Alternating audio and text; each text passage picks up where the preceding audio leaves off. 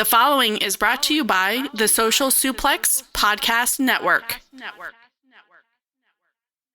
Hey guys, this is Matt Seidel, and you're listening to Keepin' It Strong Style. Yo, this is Rich Latta from One Nation Radio. This is brought to you by the Social Suplex Podcast Network. We present to you the Ace of Podcasts, Keepin' It Strong Style. Let's go. It's the Ace of Podcasts, Keepin' It Strong Style. Covering New Japan, they ready to hold it down. Jeremy Donovan and the young boy Josh. Come and hit a job out and bury all the frauds. From the Tokyo Dome over to the G1. Social Suplex is the network where we can get it done. I'ma chill and let them have it, cause this is just an intro. Keeping the strong style, 6 stars from the get-go, boy. Yeah, from Tampa Bay to the Tokyo Dome, this is Keeping It Strong Style with your hosts, Jeremy Donovan and the young boy Joshua Smith. And thank you for listening. Welcome to Keeping It Strong Style, the Ace of Podcasts on the Social Suplex Podcast Network. Jeremy Donovan here with the young boy Josh Smith. On today's show, we will preview Destruction in Kobe and cover all latest news in the world of New Japan Pro Wrestling. Please support our show by subscribing and following the Social Suplex Podcast Network or Keeping It Strong Style on the podcast app of your choice and leaving a rating and review. You can also get all the network's podcasts over at socialsuplex.com. Check out our Pro Wrestling Tees store, prowrestlingtees.com/socialsuplex. That's where you can get your official Keeping It Strong Style t-shirt. If you enjoy this podcast, please consider making a one-time or monthly donation by visiting socialsuplex.com/donate and clicking on the donate button under the Keeping It Strong Style logo. This week's episode is brought to you by the NJPW EXT, the only browser extension for NJPWworld.com. Frequently updated, and it features like dark mode, improved translations and layouts, custom and share playlists, synchronized viewing parties, and much, much more. It takes NJPW World to the next level. Visit njpwext.us today for details. Young boy, we now live in a world where Vince McMahon does not own WWE. What a strange opener. I don't know. This is not on the run sheet. I was not expecting to explore the Enochiism of WWE. Well, every time you gotta mix it up from the how you doing to throwing out something random. Yeah, man. It is a very, very strange and interesting time to be a fight fan as well as professional wrestling fan, combat sport enthusiast. The two largest industry leaders when it comes to mixed martial arts and professional wrestling are now merged under one banner and are essentially one company with two distinct branches. But, and it's going to be hard for people to kind of wrap their minds around that because, in terms of presentation, the UFC is the UFC and WWE is the WWE. But in terms of like the stock holding and, the public perception, or the actuality of what it is, they are one company and they are not owned by a McMahon. And it's very, very interesting. Yeah, the official group TKO is the new company name. So yeah, very interesting to see how things are all gonna play out. And I'm sure Vince is gonna still be as head of creative. He's gonna have a lot to do with what's going on, the day-to-day stuff with WWE, but there are some people he will have to answer to as far as like business decisions are concerned. Yeah, I'm sure there's other podcasts that are going to be better at breaking down the nuances of the actual business side of things. But, I've long held the theory that I'm not sure Vince is long for this company because of the fact that he essentially doesn't have final say on things. I imagine that Ari Emanuel and the rest of the management team at TKO were probably going to give him the same treatment that they gave to Dana White, pretty much letting him run the company with, his own autonomy. But there will be those moments where this guy tries to make a decision and he gets overruled, and he's never experienced that since he was in his like early, since he was in his late 20s, early 30s, he hasn't had to answer to anybody. And, the one time that he did get told no, he exploded the board and basically,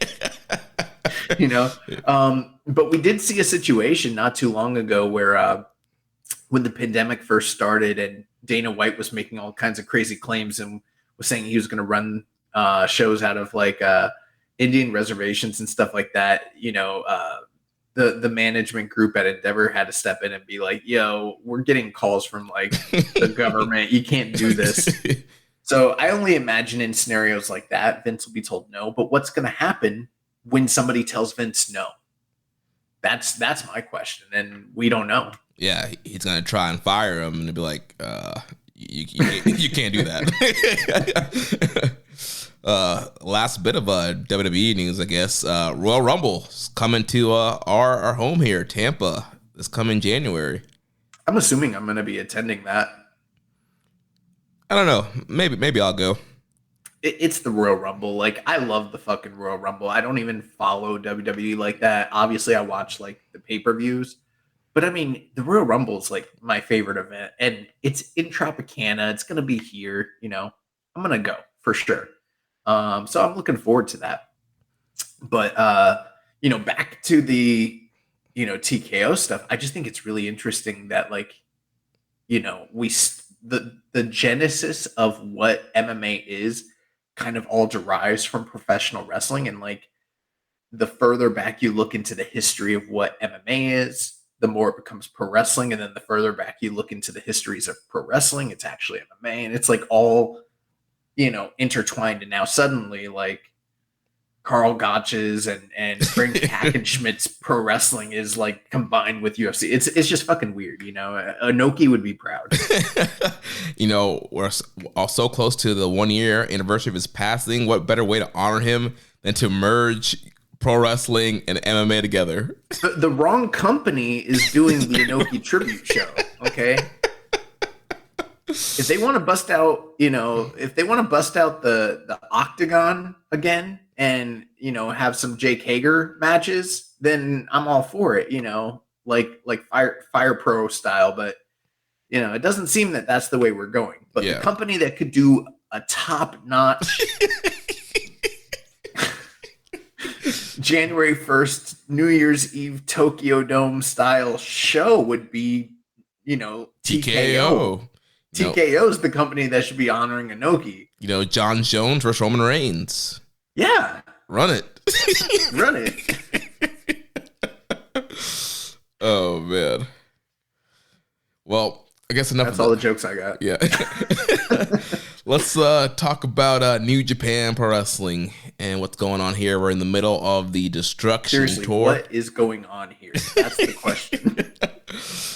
So we have one Road to show to talk about, and then we'll preview the big Destruction in Kobe show coming this upcoming weekend from Kobe World Hall. Some big matchups on that card. Should be a really great show. Production note, MJ Does PR is coming on that episode. Okay. So This is me letting you know. All right, Discord Daddy on the air for us next week. Yeah, they have made our lives extremely easy because they're running a lot of Road to Destruction tour shows, but they're not non-televised, baby. They're not televised, and it's making our lives a lot easier. Oh man, just one show. Oh man, well, nice. Let's talk about it. So we had and then before we talk about it, MJ Does PR did hit me up, and I was like, "Hey, you want to do the show next week?" And he was like, "Do I have to cover all these shows?" And there was like 5 of them, and I'm like, "Nah, like that shit's not televised." You always look at the New Japan World schedule, not the NJPW1972.com schedule, because they put everything on there. The house shows, the everything goes on there. To be fair, I think he was looking at Cage Match, but yeah, everything goes on there too. Yep. Yeah, go to the old. Oh, bro, like when I was first before, like when you were gone, and I was trying to ascertain what was gonna make air and what wasn't, I was like, oh fuck, like there's so many shows. I was like, what are they going to actually air? And it's been like nothing. It's been great. Yeah, I mean, that stretch, I mean, I kind of left at the perfect timing because there was like 2 shows that weren't even really like quote unquote New Japan shows, like the junior. Oh, they were real. Me and Floyd, we covered the shit out of those shows. Well, let's talk about this Road to Destruction show, officially night 7 of the tour, 3rd show that aired in the tour. This was September 17th from the Fukuoka Island City Forum, had an attendance of 1,256. Show opened up, we had Hiromu Takahashi defeating Yuto Nakashima. And man, like you were saying, some empty seats. Yeah. I was thinking, should they start running smaller venues? They do some of those buy one get one deals. Yeah. Yeah. This is your typical, established guy versus young lion match. Like you mentioned last week, man, Yuto is really packing on that size. Bro, he's gotten bigger in like a week. I don't know if it's the Chonko or what the deal is, but like they're beefing that boy up. He this was one of his first like major tests as a young lion against a top-notch single star in New Japan. Granted, it is a the ace of the junior division, but still a very stiff test, a current reigning champion. I thought Nakashima looked pretty good. He took a hellacious suplex on the outside that I thought was stiff as fuck. Mm-hmm. At one point, he did get the upper hand and put Hiromu in the Boston Crab. And when Hiromu almost made it to the ropes, he dragged him back. And then he did, I don't know what this variation is called, but like Samoa Joe does it, a few others where, and I think even at one point Okan was doing a version of this, but it's basically, it's not your it's where you grab the thighs. Right. It's like the Tenzon style Boston Crab. That's a good way to put it. The Tenzon style. He did a Tenzon style modification of the Boston Crab. If he's done that before, I don't recall it. It felt like that was him taking a small unsung step as a young lion, to add a little wrinkle to his game. Throughout time, these things happen. Guys get a little bit of a personalization for a move, and like only the real sickos like us notice it. Right, yeah. Well, he probably, Tenzon probably his like main like senpai in the dojo maybe, and that's kind of maybe a way to kind of honor him or kind of take a little bit from Tenzon. Well, I noticed that when he put that on Hiromu got to the ropes immediately, so they were almost kind of like selling it like it was a pretty devastating thing. Obviously, we did not get English commentary for this show. I did notice though that the produce show from the Blue Justice show that we covered last week did get video on demand English afterwards. I actually haven't watched. I'm not going to rewatch it, so I don't know if it was Chris doing it or if it was Kevin. I did reach out. I think it was Kevin. Okay. Because I reached out to Chris about this show because I had some people in a group asking me about it or just asking in general. And he said that Kevin has recorded commentary for this show and it should be up shortly. So, and then I guess the rest of the tour moving forward is all expected to be live English. So that's good. But, I don't know if the commentators, I said all that to say this. I don't know if the commentators picked up on that nuance because it was in Japanese and I don't speak Japanese. So I don't know if they made a big deal about it or not. Yeah, same here. Yeah. But at the end of the day, Hiromu did end up picking up the big win here. I don't even remember how he beat him. I think he tapped him out for Boston Crab, regular Boston Crab. Yeah. Then after that, we had the Great Bash heel team, Togi Makabe and Tomioka Hanma. They defeated Oleg Boltin and Oscar Lube. So Boltin back from his infection, back on action here. Yeah, I mean, nothing that, and this is probably going to be a repeated phrase throughout this night. Nothing that would have surprised you. Almost everything on this show was paint by numbers, road to, to the utmost extreme. It's kind of like what we've talked about before. Like this was a road to show. This is the kind of show where I could see if we had like 4 of these in a row, why people would be complaining. Where we had those first few that were like, oh, they're doing something a little different. This is cool. And now we're back to the old just formulaic young lions versus experienced guys. some few multi-man build-ups, your typical Road 2 show. Yeah.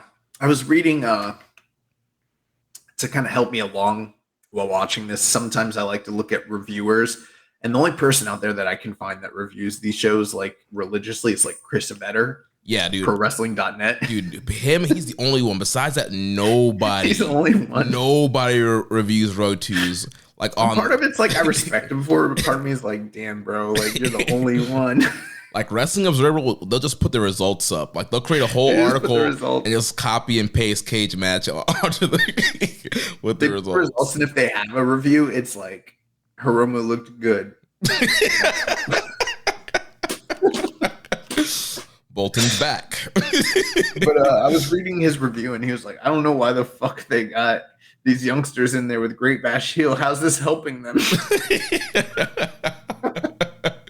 Normally I wouldn't bring up that I read his shit, but I read that. I thought it popped me a little bit. But one thing that did happen in this match, Hanma went to give a DDT to Oleg Bolton, and the timing was off, and Bolton just fucking spiked himself as hard as he could on his head. Like, I was like, bro, how did he not break his neck? He seemed fine, but I was a little nervous about that, especially considering like the ironic nature of it all, because that's a similar move to what decommissioned Hanma, you know? Yeah. But like Oleg, he's almost like too, like, you know, he's got like they call it happy feet, you know, he's like almost the timing's not quite there, and he like was too enthusiastic and he just fucking murdered himself. Like, other than that, the match was pretty unremarkable. Togi Makabe ended up picking up the win with King Kong knee drop on Oscar Luebe, but I was nervous about that Bolton head drop. Yeah. And the only piece of commentary note that I did catch here, I did hear Milano mention World Tag League. So it seems like Great Bash Heel will be potentially one of the teams that will be in this year's World Tag League. They mentioned that in the backstage comments, and I think they're starting to gear up a lot of the World Tag League teams. Possibly Oleg Bolton and Oscar Luebe could be a young lion team that takes all the losses. Yeah, that's true. If that's not the case, I would expect maybe hopefully down the road we start seeing them team up with like some senpais. But if you don't, and you just see these guys continue to team, it's probably a strong bet that they're going to be in World Tag League together. Yeah. So after that, we had Toru Yano and Yo teaming up with Hiroshi Tanahashi to defeat Ryusuke Taguchi, Satoshi Kojima, and Tiger Mask. 9 minutes and 2 seconds. The most Road to multi-man undercard match that there ever was. It is funny, again, World Tag League. Yano and Tanahashi are just suddenly starting to have their tag team reunited right before December comes up. So like clockwork, I expect those guys to be in that tournament again. And, you know, it was fun the first time, but it's very much a place where you just know, like, unless they set some sort of big angle up during that tournament, like Tanahashi is kind of just on coast mode, you know, like, I don't know what his Tokyo Dome looks like this year, but whatever it is, it's not going to be set up through him teaming all through December and November with Yano. Yeah, this is time for Tanahashi to rest and rehab for a big match at the Dome. His hair looked good today, though. Yeah, it did. Well, I guess Sunday. But yeah, like you mentioned, really typical kind of shenanigan, haha. A lot of jokes with getting Taguchi on the top rope. They crotched him. They're constantly shaking it. You had the Kevin Dunn zoom-ins on Taguchi being shook on the ropes. And it's like, oh man, what are we doing here? Butt stuff, groin stuff, and then the rips on Taguchi's gear. Yeah, I don't know.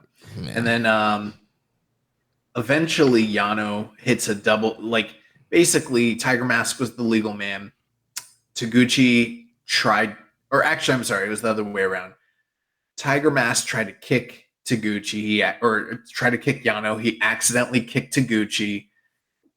In the midst of the chaos, Yano pushed the referee away. He gave a double low blow to both baby faces, and then he rolled up Tiger Mask for the 1, 2, 3. So, yeah, not much here. It's a skit. So following that, we had the TMDK team of Bad Dude Tito, Mikey Nichols, Shane Hayes, and Zack Sabre Jr. They defeated the Chaos team of Hiroki Goto, Kazuchika Okada, Tomohiro Ishii, and Yoshihashi. So also this is building up for the upcoming IWGP Tag Team title match with Nichols and Hayes versus Bishamon. I also think they're teasing a Never Six-Man potential challenge down the line with Tito, Nichols, and Hayes maybe going against Okada, Ishii, and Tanahashi. Seems like maybe something like that is the case. In either way, it seems like every time we see TMDK go up against Chaos, they like, for whatever reason, to have Bad Dude Tito and Okada work together. Kind of reminds me of like when Villain Enterprises years ago were doing tours and they were having Brody King kind of pair off with Okada as well. So maybe there's something there, a little bit of a breadcrumb trail for down the line. But I've noticed quite a few times they've had Okada and Bad Dude Tito work together. Yeah, didn't they have a singles match sometime last year? Like Battle in the Valley or something? I don't recall, but they might have. Yeah. But yeah, Bad Dude Tito is awesome. I think he fits in to New Japan like a glove. I mean, he looks like he came right out of like the 1980s. He's a long lost Steiner, so he's been great on this tour, and everything between Bishamon and Hayes and Nichols has been fun to watch as well. Sabre and Ishii always have great chemistry, so this was a fun matchup. Good matchup. A little bit of a hot take here. I have not been very invested or enthused with most of the TMDK Bishamon stuff during this tour. That's not to say that the match itself isn't going to be good, because it obviously is. But in terms of like the preview matches, they just really haven't got me too deep yet. Yeah, I mean, yeah, for them it's just kind of like a typical kind of setup. I think, and we know they'll have a good match, but what they've been doing is kind of been kind of typical stuff to build up their match. Team DK did pick up the win here in emphatic fashion because they laid out Goto and then they laid out Yoshihashi. I don't know the names of all their finishers and signature moves, but they hit some really big offensive, what looked like finishers on both guys. Yeah, they hit the tank buster first, which is the top rope, where they hold them up on the shoulder and the top rope, like the ET thing, where they catch them. And then I think the highway to hell, I think it's their other move. They mentioned Highway to Hell in the backstage comments, so I just thought it was a 1998 SummerSlam reference. I didn't realize that was the name of one of their moves. I just thought they were big fans of AC/DC, But yeah, they hit those big moves. They were pretty fucking awesome, and they picked up the win. And one thing is they've been picking up a majority of the wins over Bishamon, and either that's one of two things. It's either to make them look very strong in challenging because they're going to lose, or sometimes they do this in New Japan. They want to make a team and they're making them look strong so that when they win, they look really strong. Yeah. And I am a little torn on it still at this point. Yeah, for right now, I'm still kind of leaning towards them winning just because they've already lost twice against Bishamon in the past. They've failed to win the tag titles twice. This is their third shot in recent times. So I feel like it's time to kind of give them a shot. Yeah. So following that, we had the LIJ team of Bushi, Shingo Takagi, Tetsuya Naito, and Yota Tsuji defeating the United Empire team of Callum Newman, Great Okan, Hanare, and Jeff Cobb. No Will Ospreay on the show. He was busy on the same day wrestling Naomichi Marufuji over in Pro Wrestling Noah at Korakuen Hall, so he couldn't be bothered to show up in Fukuoka. But no, they kind of continued the feud between these guys. I thought this was one of the better matches of the show. Callum Newman continued to impress, even though there was a couple green moments. There was a moment where he went for a dragon suplex and on Yota Tsuji, and it was obviously supposed to be a situation where he goes to give him the dragon and Tsuji goes all the way over and lands on his feet, but like they didn't make it. He almost fell on his head. It was pretty scary. Yeah. But I thought he still was very impressive, very, very high speed. I liked the chemistry between him and Tsuji. And, we still continued to have interactions with Shingo and Great-O-Khan, which, plays into their singles upcoming match. And there's this sort of underlying story where Great-O-Khan had offered a t-shirt from the United Empire to Shingo, was trying to get him to join the United Empire. Yeah, then post-match, he took the shirt from O-Khan, and he put it on, makes people think he's joining the Empire. O-Khan's like so happy, he's laughing, he's all giddy, and then Shingo's like, no, rips the shirt, and O-Khan was like, he was like sad at first, and he got pissed and attacked Shingo, and they had a little post-match brawl. Yeah, I dove a little bit. I perused through the backstage comments, and I love when we get the translations for the Japanese commentary, because obviously we don't speak Japanese, so I don't know what they're saying. But anytime I see the actual translations, I always think like we're missing out for sure. Yeah, but they're like O-Khan will not stand for this disrespect. Disrespect like, I will believe not his be heart tolerated. is broken. Oh man. And O-Khan was crying, and he's like, I won't stand for this. Well, it was even more funny is because like LIJ won, and then Shingo puts a shirt on. It's like, why would he want to join the losers? Yeah, it didn't make a lot of sense. But whatever. The match was fine. Everyone worked well together. There is the thing that's ongoing between Naito and Jeff Cobb. Naito continued to escalate the issue with him not having obtained a contract to defend. So we mentioned last week how he was bringing out a handwritten contract.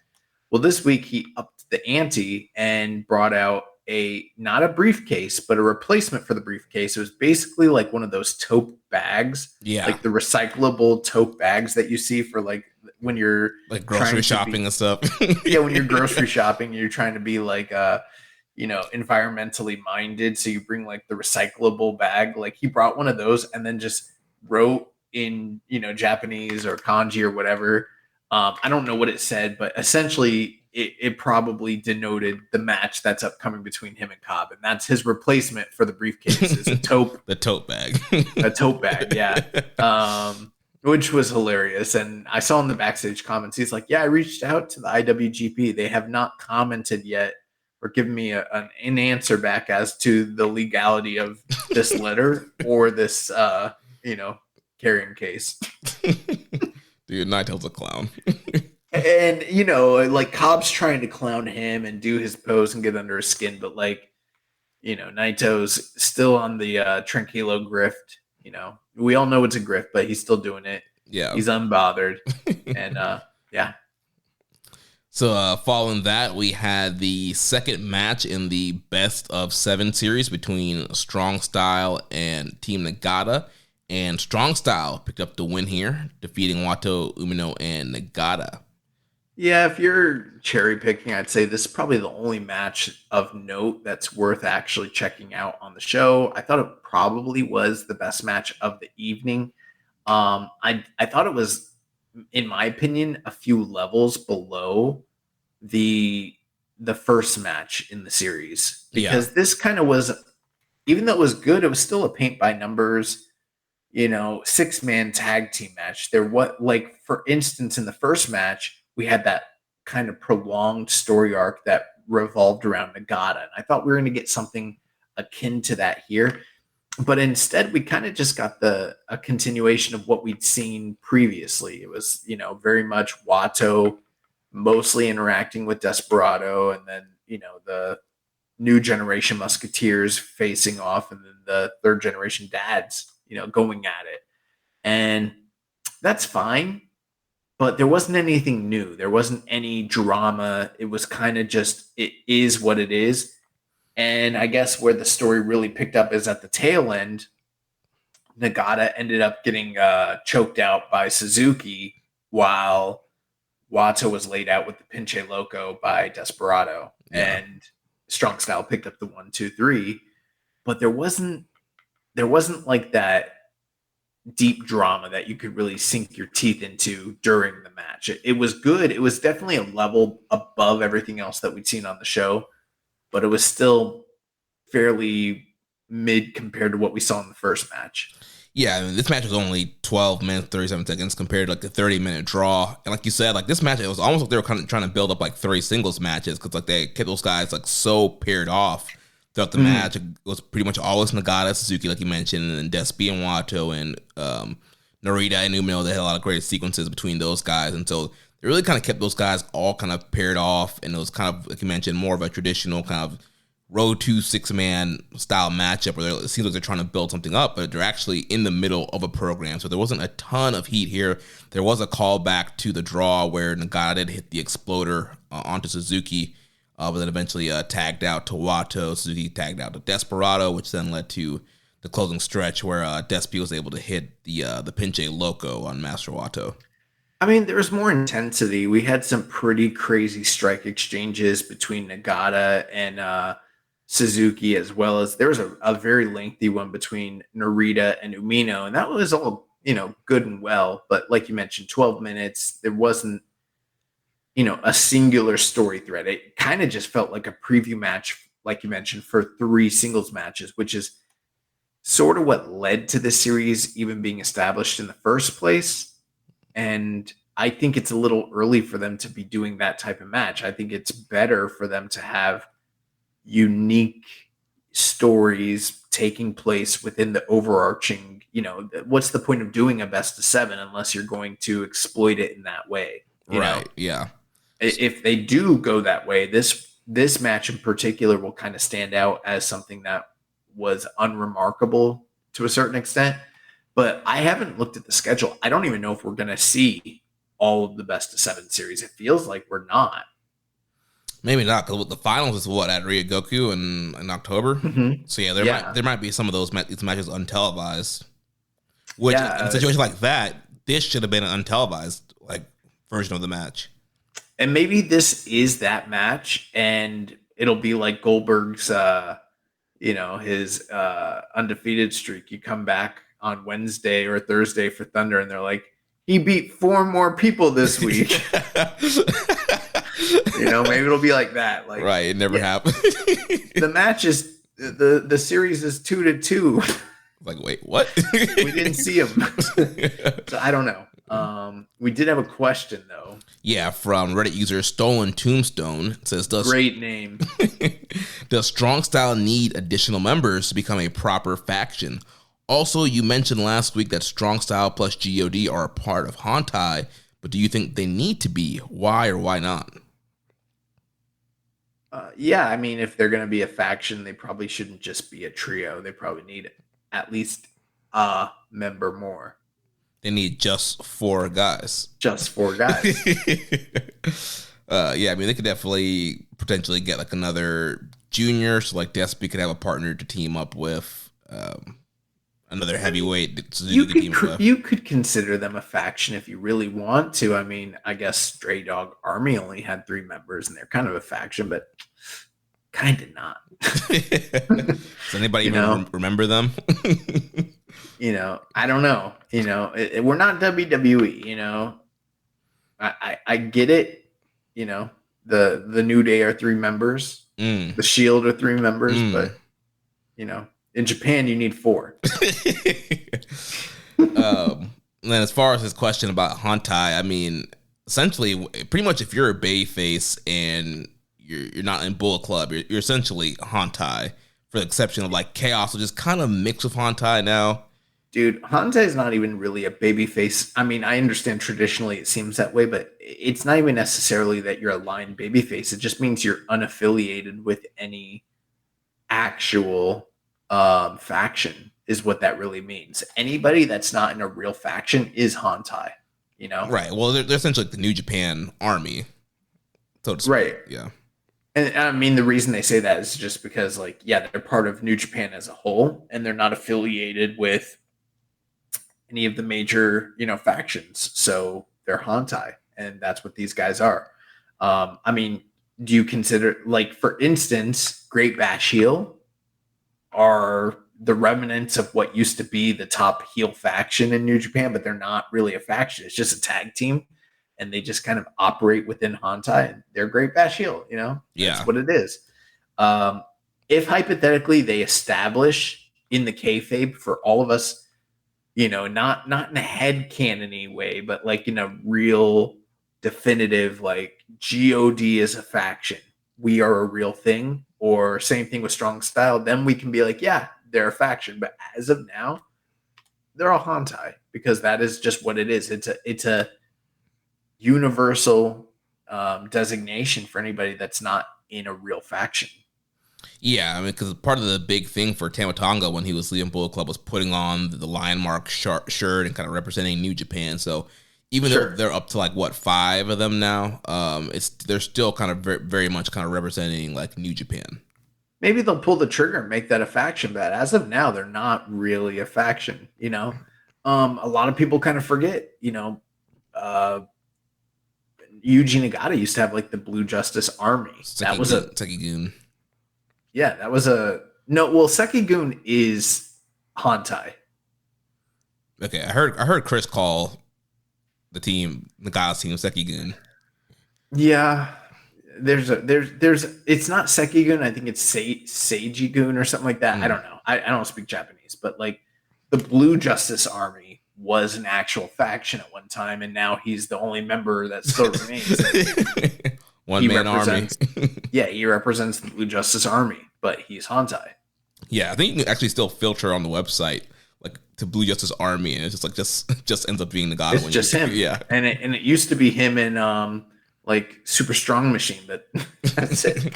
Or in Nakanishi, right? Nakanishi might have been in it. I can't recall. I know Foley was in it, but who knows how much longer he's going to have a job here. Moving on. Main event, Doki, Sonata, Taichi, and Taka of Just 5 Guys defeated House of Tortures, Dick Togo, Evil Show, and Yujiro Takahashi 15 minutes and 55 seconds. This was, I don't know, it was whatever. It fucking sucked. Yeah, I think just people brawling and shit. I think the big thing here was a pre-match. They announced that Taichi's stipulation won the KOPW vote. Show got pissed, and that led to the pre-match attack that led into the bell ringing. Did you watch the Destruction in Kobe press conference with Taichi and Show? I didn't. I saw like the pictures and the clips, like the headlines or whatever from it. I tried to watch it because I wanted to be like a diligent podcast host and have all my like T's crossed and I's dotted and all that. And it was a fucking mess. Like they were doing like a live. Well, how do you get super chats? That's through Twitch, I think. Is it YouTube or Twitch? It's one of them. I think it might be YouTube. Actually, I don't know. Like I always hear podcasts doing that. Obviously, we need to figure that shit out so we get paid. But they were doing a thing where like only Taichi was in there, and he's trying to like talk. They said there was like 1,000 to like 1,300 live people there for the press conference, and he's trying to answer super chats. And I'm like, this is messy. This doesn't feel like a regular, press conference. And then I don't know. He presented his thing, and then Show showed up late. But it was like weird. The ring announcer was there, and he was the one moderating it. And there was like long periods where they would just have dead air, and the thing went way too long. It was like 20 minutes. It only needed to be like 4 minutes max, and they didn't do a good job like heating up the match or anything. And I was like, what the fuck? Like, how did this? Why did they even like put this on the website? Why did it even happen? Yeah, they need to scrub this shit. Like, this is not good. Yeah, I saw the pictures and read like the little article on njpb1972.com. I was like, yeah, I don't need to watch this. I just read this. And there was no like live audience, so like Show comes in performatively and acting like, I'm gonna do the 10-minute match, and if I go the full 10 minutes, I win the title. And he's like, those are the rules, and I'm gonna stick by them.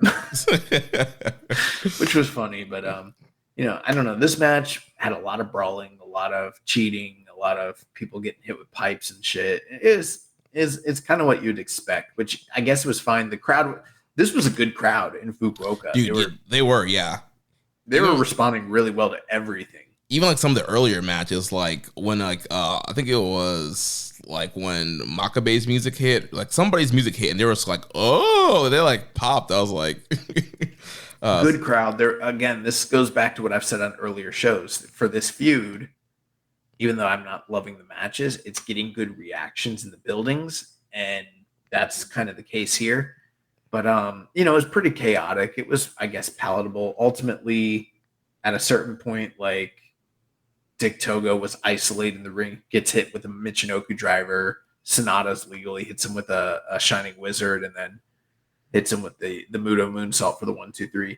I'm just thinking, if I'm Bullet Club, I don't ever put Dick Togo in as a legal man, especially if Sonata is the other legal. Like, it's a setup for failure, but whatever.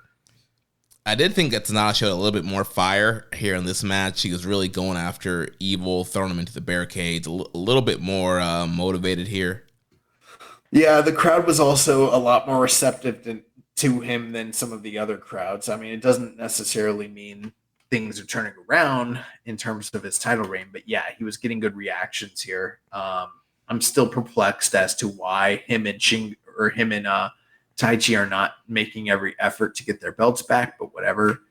They did brawl post-match and cut a big promo. The crowd was into it, but to me, watching this, everything about it just screams not main event program. Yeah, this is mid-card stuff.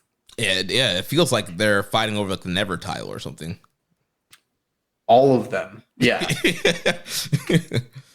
Oh, I did have a question here from Les Commission 7252. Says, I've been rooting for Sonata for years and waited for him to finally get the main event spot. The problem right now is that he's boring to me as champ. Since the G1, he was overlooked by Umino, Tsuji, and Narita. He loses his belt and doesn't show no aggression at all to get the belt back. Do you guys think this is how New Japan is booking Sonata, as a weak character, or do you feel like he's doing this to himself? I really couldn't say. I mean, I'm not privy to the backstage, conversations between Sonata and Geto and Dick Togo and the booking committee and, the associate. So yeah, I don't know. I don't know whose idea this all was. I think the deal with Sonata, I think it's a little bit of both. Like, I think like the booking, like, they also that they want to make Evil look strong because he's a challenger and he's probably not going to win. And so, but at the same time, probably. You think Evil's, bro? Let's fix that. Evil's not winning. I don't know. You just never know. Like, the wrong person will give Gato an idea, and we're gonna end up with Evil versus Naito in Tokyo Dome. Listen, this is Geto. It's not Tony Khan. All right. He's not that easily influenced. All right, let's not get too twisted. But yeah, so he's gonna lose, and so they're trying to make him a credible challenger. And Sonata's probably like, "Oh, I'm not getting pushed right now. I'm gonna take it easy." I think that's his entire life motto is just take it easy. Yeah, the real tranquilo. Yeah, the real tranquilo. Oh man, I don't know. Honestly, I feel dumb. I have to take back a lot of the shit that I said earlier this year about the star-making performances of Sonata. I was really bought into the presentation and the receptions he was getting when he first was chasing the title and then won the title, and even some of the early title matches. But it feels like, especially since the G1, this title reign has not been what it could have been. And I don't know. I think it is something that needs to probably be talked about in terms of the public perception of New Japan. I think a lot of people are like, New Japan's down. One of those reasons is because the guy that got the top title on is Sonata. Yeah. And he did have a star-making performance. It's not like we were wrong. Like, everything that led up to him winning the title was great. He did look like a star. He was getting over. But I think part of the problem, besides his performance, is there's just a lot more interesting people to be excited about in New Japan. Like, I want to see what's going to happen with Tsuji. Like, what's going on with Umino. Like, there's all these other guys that are being built up. Obviously, you have Will Ospreay. There's so many great guys that are heating up and are more interested in than he is. Man, the weakest two champions of the modern era, Evil and Sonata, gonna duke it out in the main event. Destruction Tour. Can't wait. Be there. Where were you the night Sonata took on Evil for the IWGP World Heavyweight title? I cannot wait. Oh, God. Boy. Well, let's preview Destruction in Kobe. It'll be in Kobe World Hall, September 24th. So this coming Sunday. Yeah, this coming Sunday. Big show here. Lots of title matches, grudge matches. Show open up. We'll have Kevin Knight and Tiger Mask teaming up to take on the Bullet Club War Dog team of Clark Connors and Drilla Maloney. Make it for the title or it didn't happen. Why are they not defending their belts? Well, Tiger Mask is not Kevin Knight's regular partner. Tiger Mask, former champion. Kevin Knight, former champion. I don't see the problem here. Two decorated champions. Kevin Knight just headlined in Arena Mexico wearing the red, white, and blue. What are we doing? Yeah, I think this is probably just a placeholder until Kushida can get in for the tour. I think he'll be on tour the following show. But clearly, Junior Tag League is coming up. War Dogs will be in it, and I'm sure Kevin Knight and Kushida will be in it, and maybe Tiger Mask will find somebody else to team up with. Kevin Knight's going to beat Drill Maloney. You think so? Nah. Tiger Mask doing the favors, I hope. Yeah. You would think. Yeah. So following that, we got House of Torture, Dick Togo, Evil, and Yujiro will be taking on Doki, Sonata, and Taka, just 5 guys. So more build up for the big title match. Moto. Then after that, we got Bullet Club's Alex Coughlin, Chase Owens, Dave Finlay, Gabe Kidd, and Gato will take on G.O.D. of ELP, Hikuleo, Jado, Tamatanga, and Tanga Loa. You know, all the classic members of Gorillas of Destiny, like Jado. El Phantasmo. The names you associate with G.O.D. Yeah, it's kind of weird. Nobody realer than Gorilla. El Phantasmo. Yeah, the real honorary Tongan.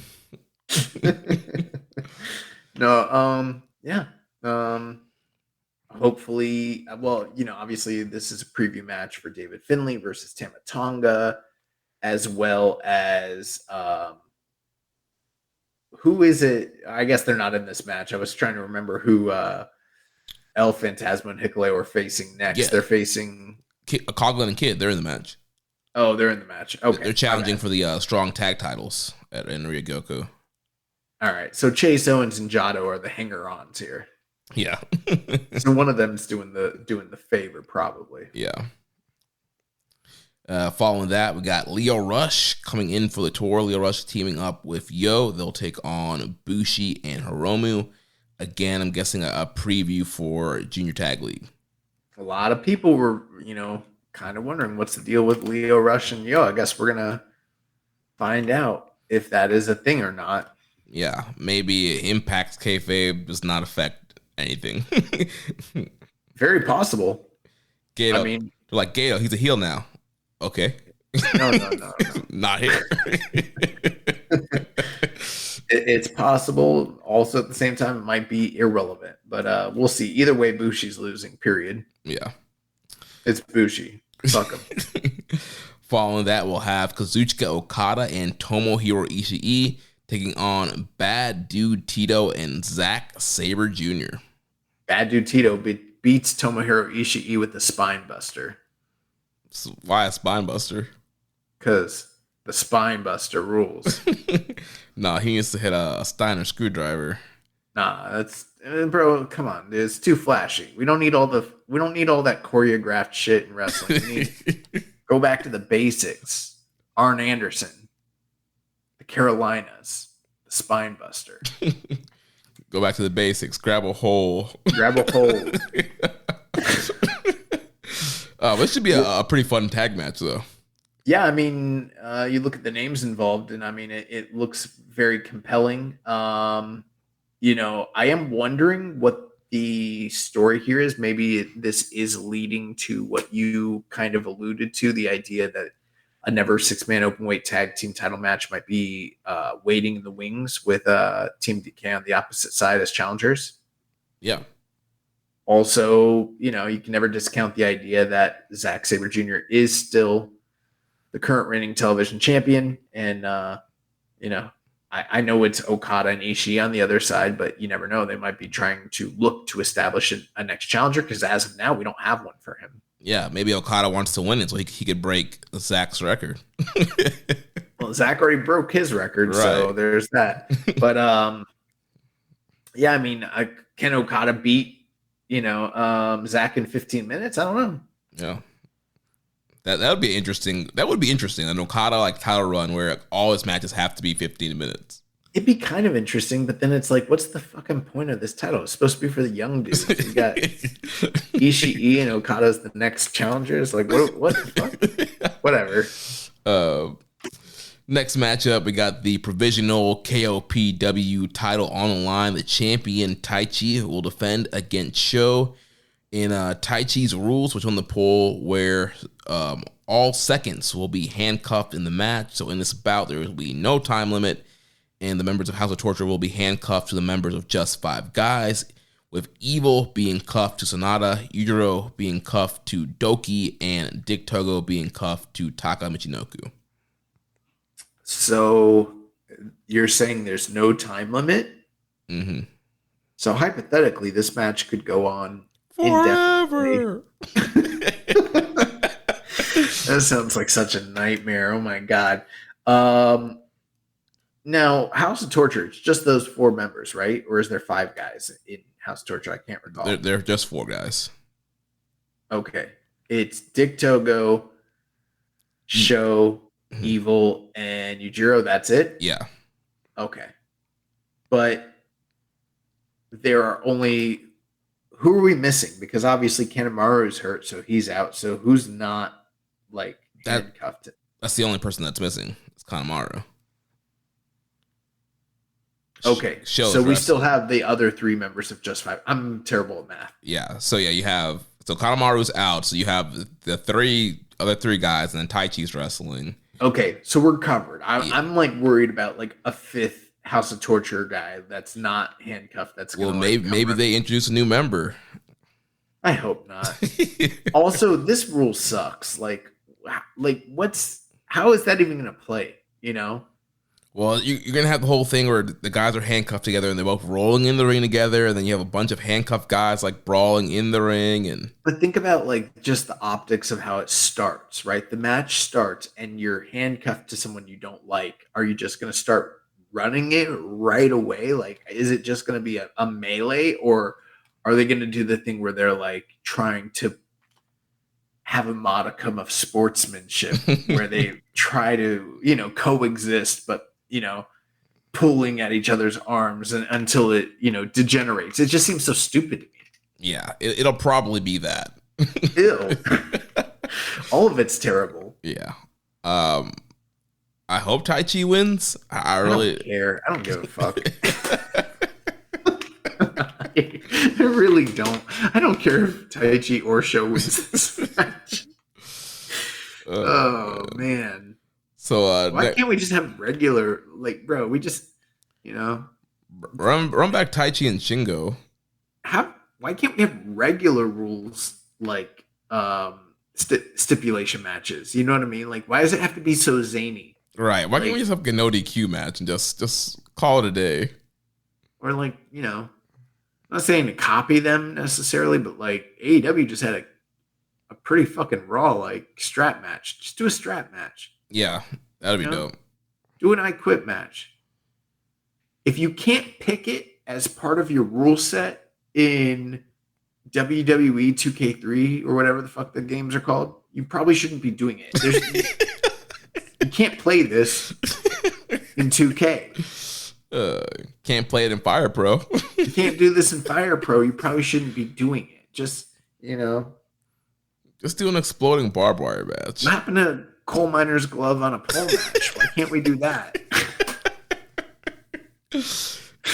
Judy Bagwell on a pole. What happened to the flag match? Why can't we have a fucking flag match? There you go. Just Five Guys flag have a torture flag.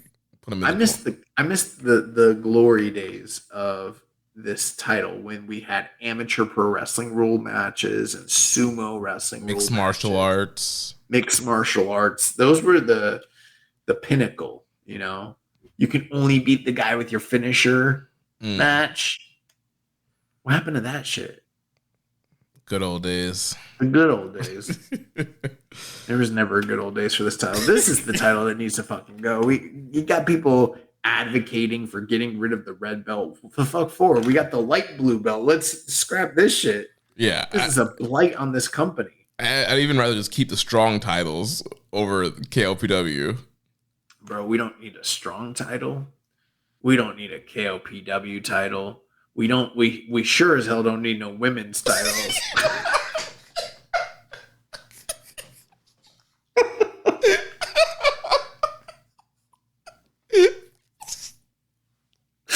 The fuck are we doing? This is not the New Japan I signed up for in 2016 to cover this promotion. Oh man, I'm dead.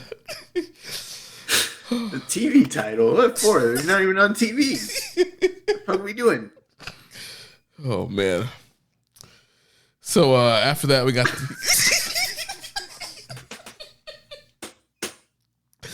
IWGP Tag Team Title match. Bishop. With that being said, I think Taichi retains.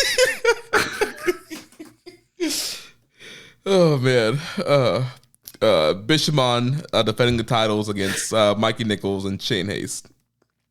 I did think originally that Team DK was going to retain, but my alarm bells are going off way too much with the fact that they've won almost the entirety of the feud leading up to this. Granted, they have had a lot of title shots and they have failed at each juncture. I feel like they're going to lose here. I hope they don't. I'd be glad if they won. But I kind of get this weird feeling that we're gonna get the new champions coming out of Wrestle Kingdom, out of World Tag League and Wrestle Kingdom. Yeah, maybe. I don't know. I'm kind of feeling they might try to do another Bishamon story to run World Tag League and kind of make them one of the focal points. If they're not the champions, their whole quest to kind of win World Tag League again. I think that the 100th. This is just my new feeling. And I could be completely wrong and completely off base, but this is just where I feel like we're going, kind of doing a little bit of reading the tea leaves. I think one of the tag teams that will eventually arrive at World Tag League is going to be Shingo Takagi and Yota Tsuji. And they're going to win World Tag League and challenge Bishamon and be the 100th champions come Wrestle Kingdom. Because I don't really know what they're going to do with those guys for the rest of the year. I don't think Yota Tsuji is. Well, I guess I'm spoiling the preview, but I don't think Yota Tsuji is beating Will Ospreay here. Yeah, he's going to need something to do. Those are two top guys that have nothing to do between now and Wrestle Kingdom. You put them in World Tag League. I think they're winning the shit. I think they're going to be the next champions. They should be. I mean, they would be, I think, heavy favorites in that tournament, and I think them versus Bishamon would be a great Tokyo Dome tag match. I agree. So I'm gonna go with TMDK. I think I'm just gonna go with them winning, and then maybe you do some kind of three-way at the Tokyo Dome, and you do them defending against Bishamon and Tsuji and Shingo. But we'll see what happens. You could be right here. Yeah, I mean, I'm not even necessarily saying I'm right. You could even still have TMDK win, and then you still have a story to set up whoever it is at World Tag League to be the next champion, challengers from Wrestle Kingdom. And there's still power struggle in November before Tag League, so you could have one more tag title defense before World Tag League. This is the first match, though, that we've previewed on this show that I'm like, this is going to be awesome. Yeah. So next after that, we're going to have a grudge matchup here, special singles match, Shingo Takagi versus the Great Okan. Yeah, I mean, we've seen them wrestle before. I don't know if I've necessarily loved the matches that they've had, but they have a stage and opportunity to go out there and really deliver. So I hope they do. In either case, I'm I don't know. I want Shingo to win because I'm a bigger fan of Shingo, and I just haven't seen. I like Great Okan, but I'm tired of having the discussion. When is he going to take the step up and become the guy that people think he's projected to be? And until I see something more, I'm just not going to really engage in that kind of conversation anymore. Really. Yeah, I'm kind of in the same boat with you. Definitely a bigger fan of Shingo. Shingo is 2-0 against Great Okan in their previous matchups. And the build has kind of been all right, but I kind of want to see Shingo doing something a little bit more important. But yeah, with Okan, like, I feel like both guys are kind of at a crossroad right now. I feel like both guys kind of need this win. But I would rather see Shingo win and be elevated to potentially have some kind of big singles match before World Tag League. Well, in a situation like this, usually the winner would be a de facto title challenger. Maybe you do something like that where you have Shingo win this match and be the next challenger for Sonata's title to kind of round out the whole. He beat everybody from his past from LIJ before he finally takes on Sonata. Maybe that's takes on Naito. Or I'm sorry, before he takes on Naito, yeah. Yeah, I think that would make sense. Yeah, you definitely could do Shingo versus Sonata at Power Struggle. I think that would be a great main event. So yeah, we can go with Shingo winning and hopefully to set that match up.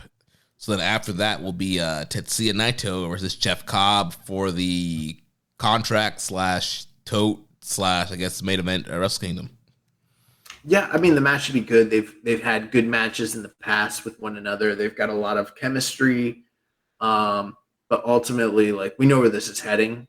So there's not a lot of drama there, unless they pull some sort of crazy curveball and have Jeff Cobb win. But I'm not expecting it whatsoever. I think Naito wins here easily. Yeah, I think it's definitely an easy defense for Naito. Should be a good matchup here, but yeah, Naito will get the win here and obviously continue his path to the Tokyo Dome. So then that takes us to the big main event here for the IWGP US / UK heavyweight title. The champion Will Ospreay will defend against the Gene Blast, Yota Tsuji. This is the match really that the show looks good. I mean, I'm sure Naito and Cobb is going to be very good. Shingo and Great Okan, that's a special singles match, and we've got the big IWGP Tag Team title match. But realistically, this match here is levels above everything else on the show in terms of quality potential, stakes, fan interest, the build-up, everything around it.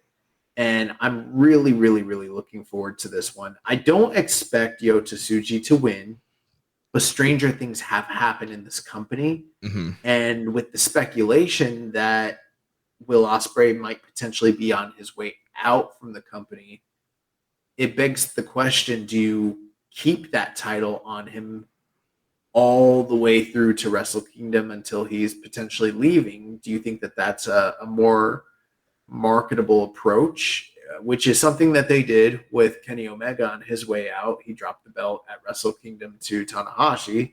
They could be setting something like that up similarly. Or you might kind of feel, and they've sort of alluded to this in the build, they keep mentioning that Will, his stature in the industry and how he's viewed right now is maybe above the title itself. And if that's the case, maybe they're kind of spoiling their hand and letting us know, like, we don't need him to carry this belt all the way to January. We can do a dream match at the Tokyo Dome and move on and put the title on Yota Tsuji. Surrounding all of that is the discourse around the UK / US belt and the IC belt and the world title and everything that is kind of being spun by Yota Tsuji in his comments. I don't know if you've seen any of those videos. Yeah. So yeah, they could definitely use this kind of elevate to bring back the IC title with this whole US UK thing. And yeah, I'm probably leaning more towards Will winning this matchup. I mean, he just beat Marufuji. He is beating Kenny Omega. He beat Okada. He's on this murderer's row of just beating all these really top, incredible guys. Jericho at Wembley.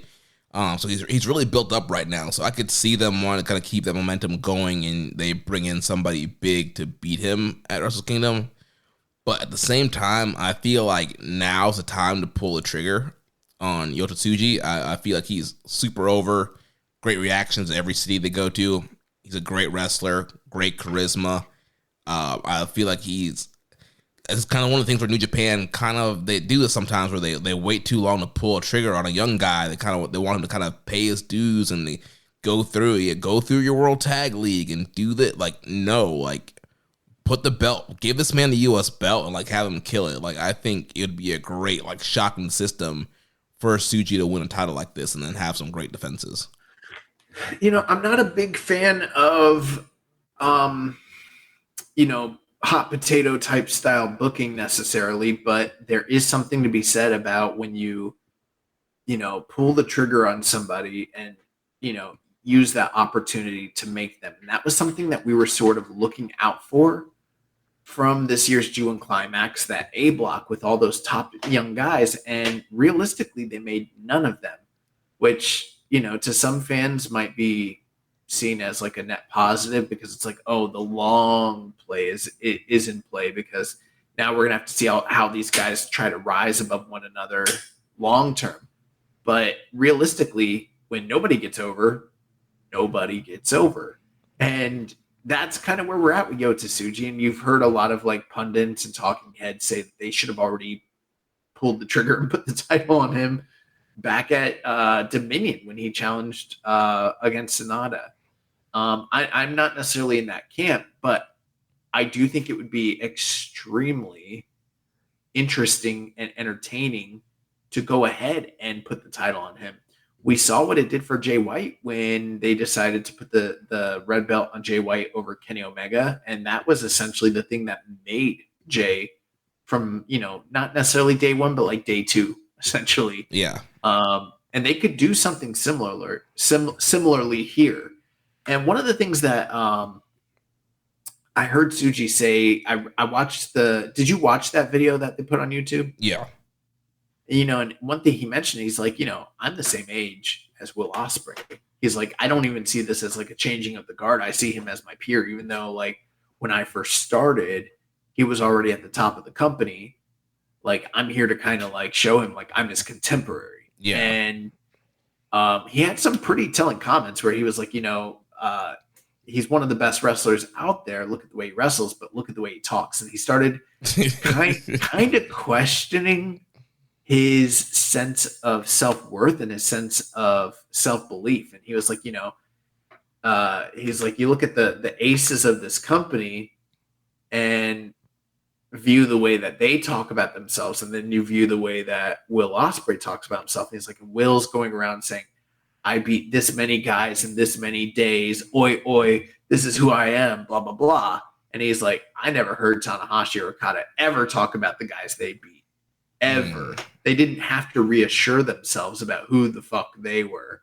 Right. And again, it's unearned, but Tsuji has this aura about him that he's done nothing in kayfabe to earn it, but he just knows who the fuck he is. Right, dude. His aura, the charisma, the way he carries himself in the ring, the way he's just organically gotten over. There's just so many attributes and qualities that makes him a star. And if I'm Gato, I should evaluate that and be all right, this guy's getting over. His promos are great. His presence is great.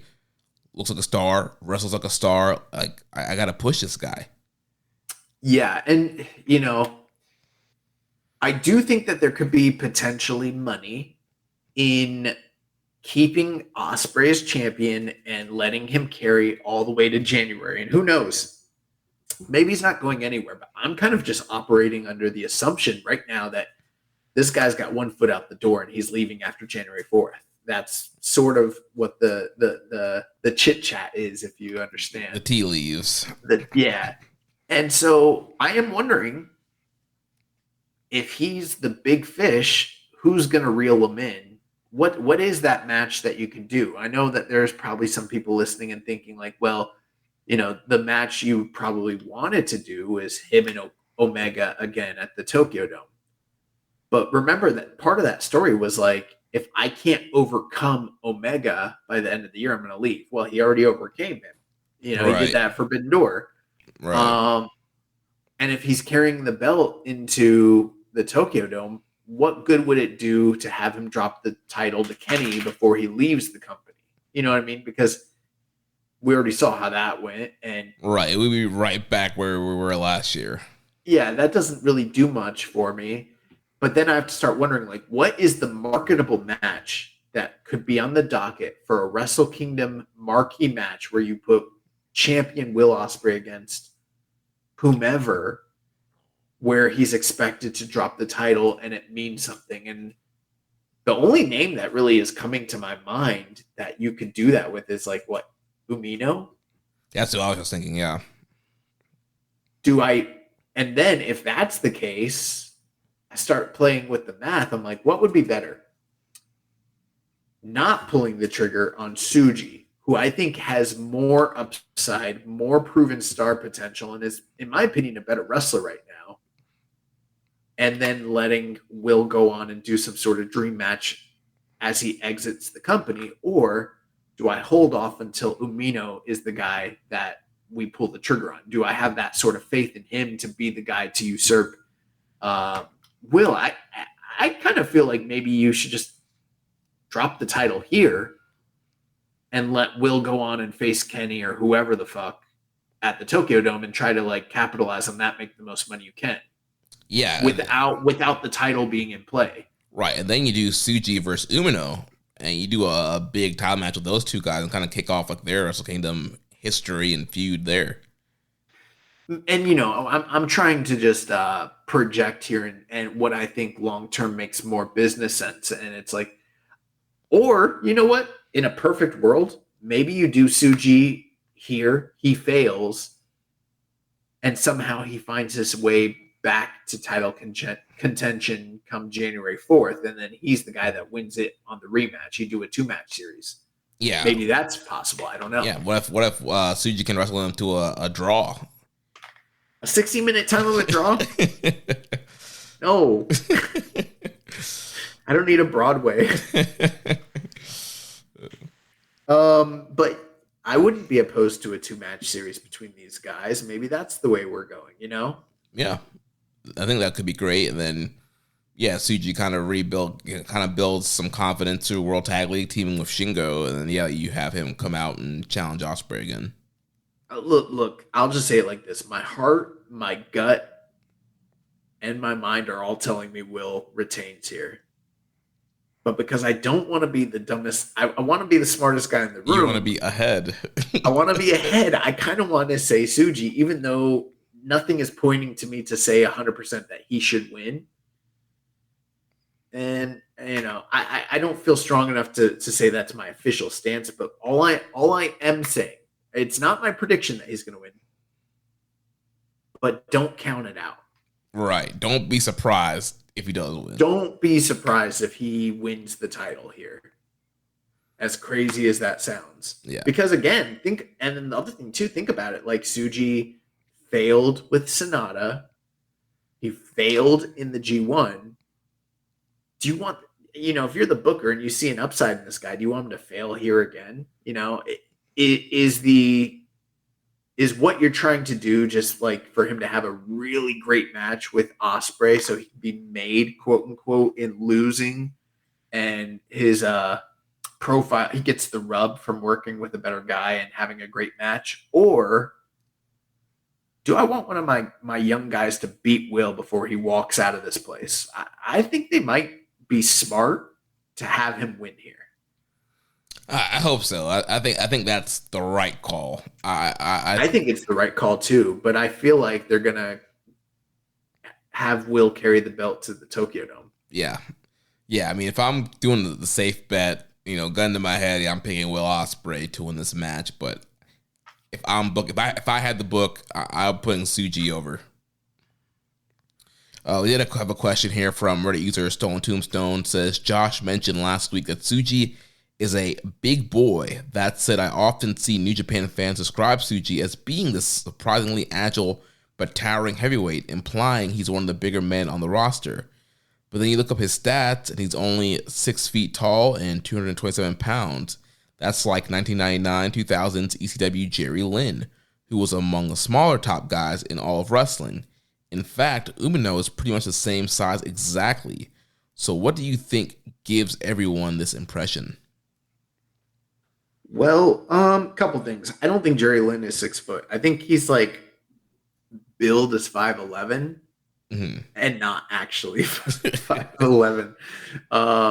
In fact, I'll just say this: like I'm 6'2", and I've stood next to Jerry Lynn, and he's not 6 foot. He's not close to 6 foot. With aside from that, though, yeah, 6 foot isn't necessarily like the biggest proportioned person in the world, but it's not all about his height. It also is about his proportions and his build. And he's a stocky, broad motherfucker. You know what I mean? Yeah. And you don't see too many guys with his build and physique doing the sorts of things that he does. So I think that's kind of what we mean. And I think he is bigger than, who do you say, Umino? Yeah. I don't think Umino is the same size as him exactly. I think that they can be similar heights and similar weights, but like he's not big the way Suji's big. Yeah, I mean, you just look at his torso, his body, like his proportions, like you mentioned. Obviously, Umino's jacked. Like he has a ton of muscle, but it's like the way Suji is built. He's just a bigger guy with that frame. And plus, too, it's in Japan. Like that's the thing. It's in Japan. Like the guys there are a little bit smaller than to Western wrestling, especially domestic stars. So I mean, that's another thing too. Is like you look at like Okada or like Jake Lee, and they're like really big for domestic Japanese professional wrestlers. There's not many guys their size, in the craft. Similar, like Suji, similar to that in a certain respect. Mm-hmm. Yeah.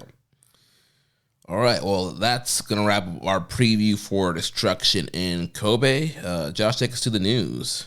Yeah, so we got a few news items here. The IWGP UK champ, Will Ospreay, made his New Japan Noah debut this past weekend at Naomichi Marufuji's 25th anniversary show, and he defeated Naomichi Marufuji in the main event. We had a question here. Rambo and Slam Pig said, what are your thoughts on Will Ospreay versus Naomichi Marufuji? It is pretty amazing to see the run Will's been on against top opponents from a variety of promotions. I have a hard time seeing anyone else catching him for Wrestler of the Year. Well, if you ask PWI, he's not even in the top 10, so. If you ask the PWI, clearly, there's just several people. Tetsuya Naito's not even in the fucking top 500 wrestlers in the world. Masha Slamovich is better than Tetsuya Naito. Maybe, bring her over. Yeah. We got women's titles now. Yeah. I haven't got a chance to watch this match yet. I've seen a lot of clips and GIFs from the match, and it looks pretty awesome. I've heard people give it rave reviews. I know it was like super high rated on Cage Match. So yeah, I'm looking forward to checking it out. I did watch this match. Spoiler alert, it is my excursion match of the week recommendation. So Jeremy has to watch it whether he wants to or not. But yeah, I thought the match was fantastic. I mean, I thought him and Marufuji did a lot of really cool, unique stuff. This is probably one of the best Marufuji matches, like singles matches in a long time. It was very special, had an incredible atmosphere and environment.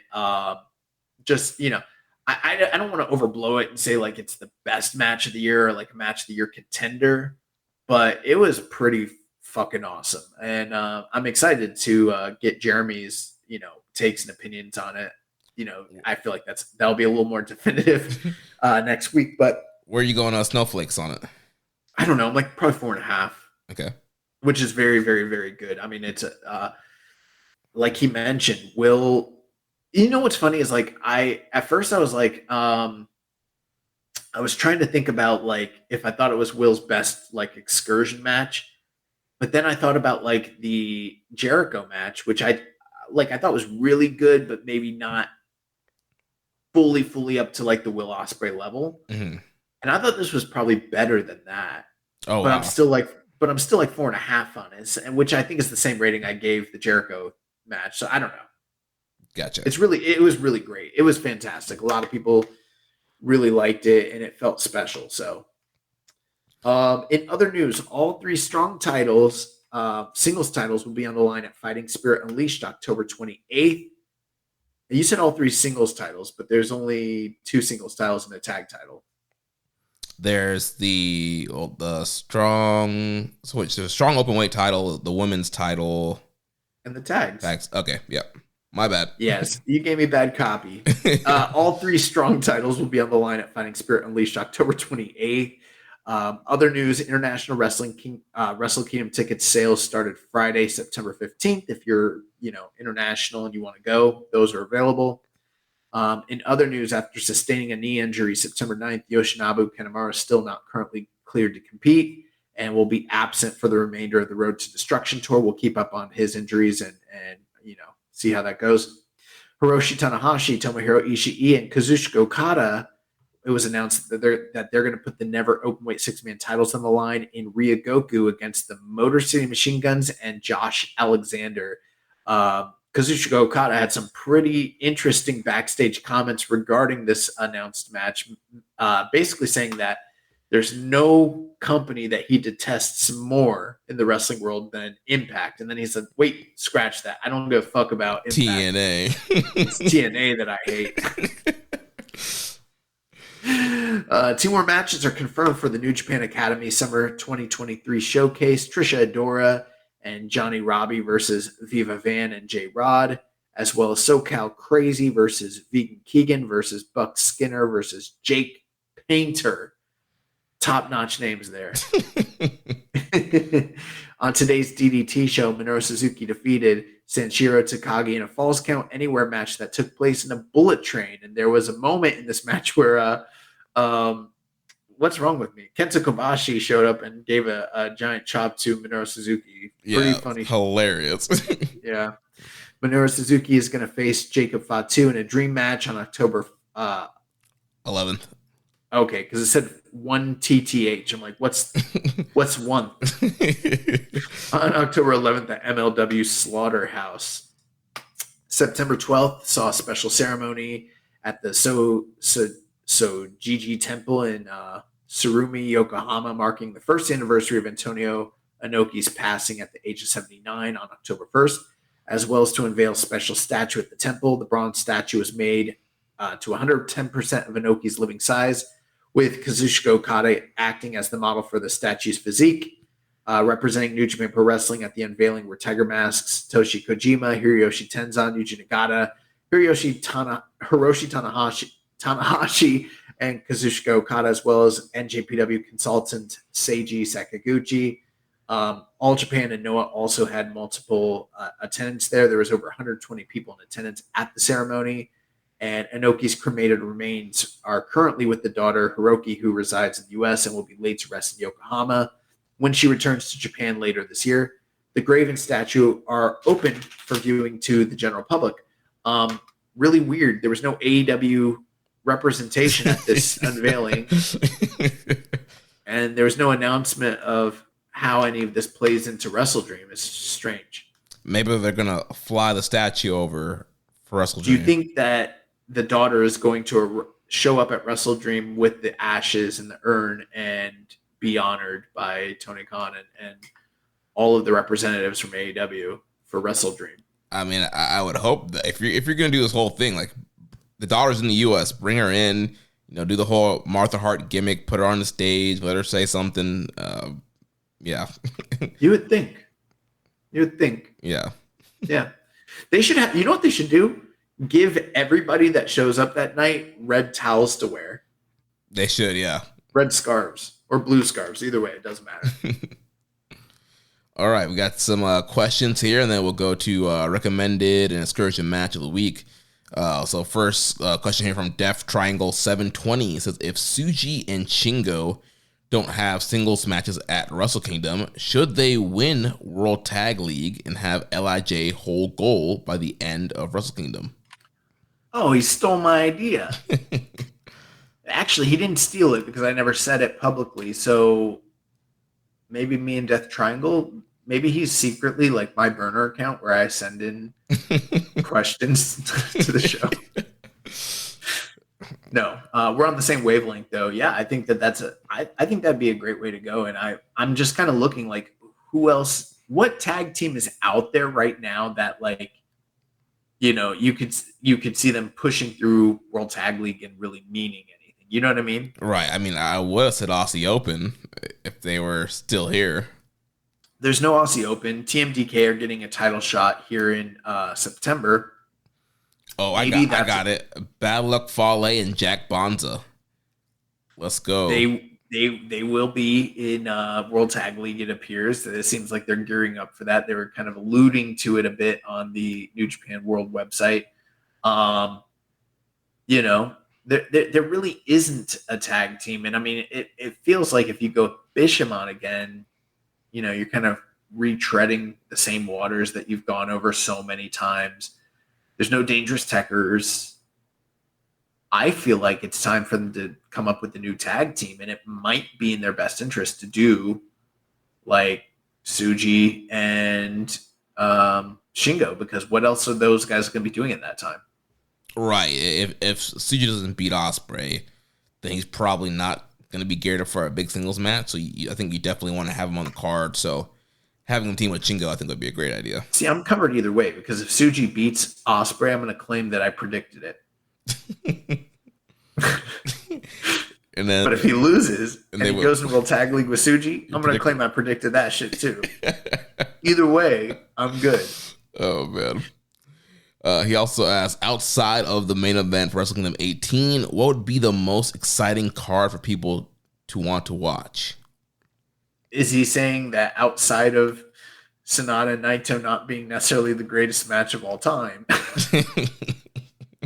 Well, I am leaning towards the idea that we're probably going to get Bryan Danielson and Okada at the Dome.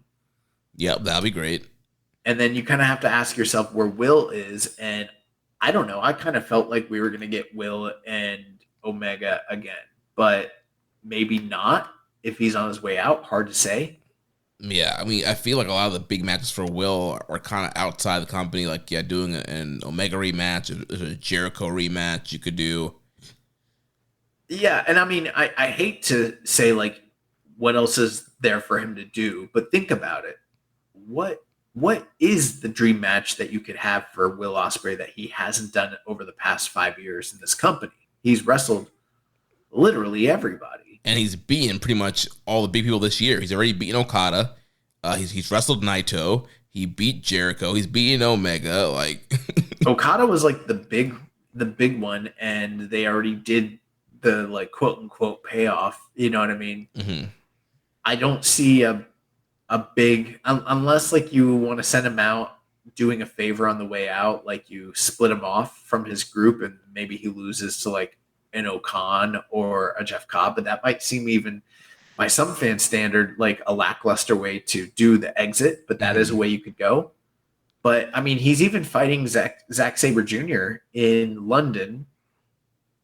That's, that's a generational matchup that probably has a lot of importance and meaning, but I don't know. I don't know what's left for him in this company. And I'm wondering, obviously he's one of the top guys in the company, so he's going to have a big spot at Wrestle Kingdom, I'm sure. I'm wondering what Tanahashi is going to be doing, if anything. Like, if this is the definitive year where it's like he goes down the card, Yeah, he's going to be.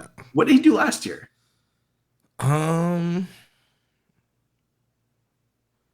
don't remember. Neither do I. I remember the year before it was the Kenta match. Yeah, he had the Kenta match, and I remember he wrestled Jericho one year. That's a match no one ever talks about, which was fantastic. Great, yeah. I don't remember what he did last year. Well, last year was what? So it was 17? Yeah. Did he wrestle Kenta again? No, I don't think so. Was he in a title match? Hold on here. I'm pulling the card up here. Let's see. How do I not remember what Tanahashi did at Wrestle Kingdom last year? Let's see. Come on. Where's the card? Here we go. Results. He wasn't booked.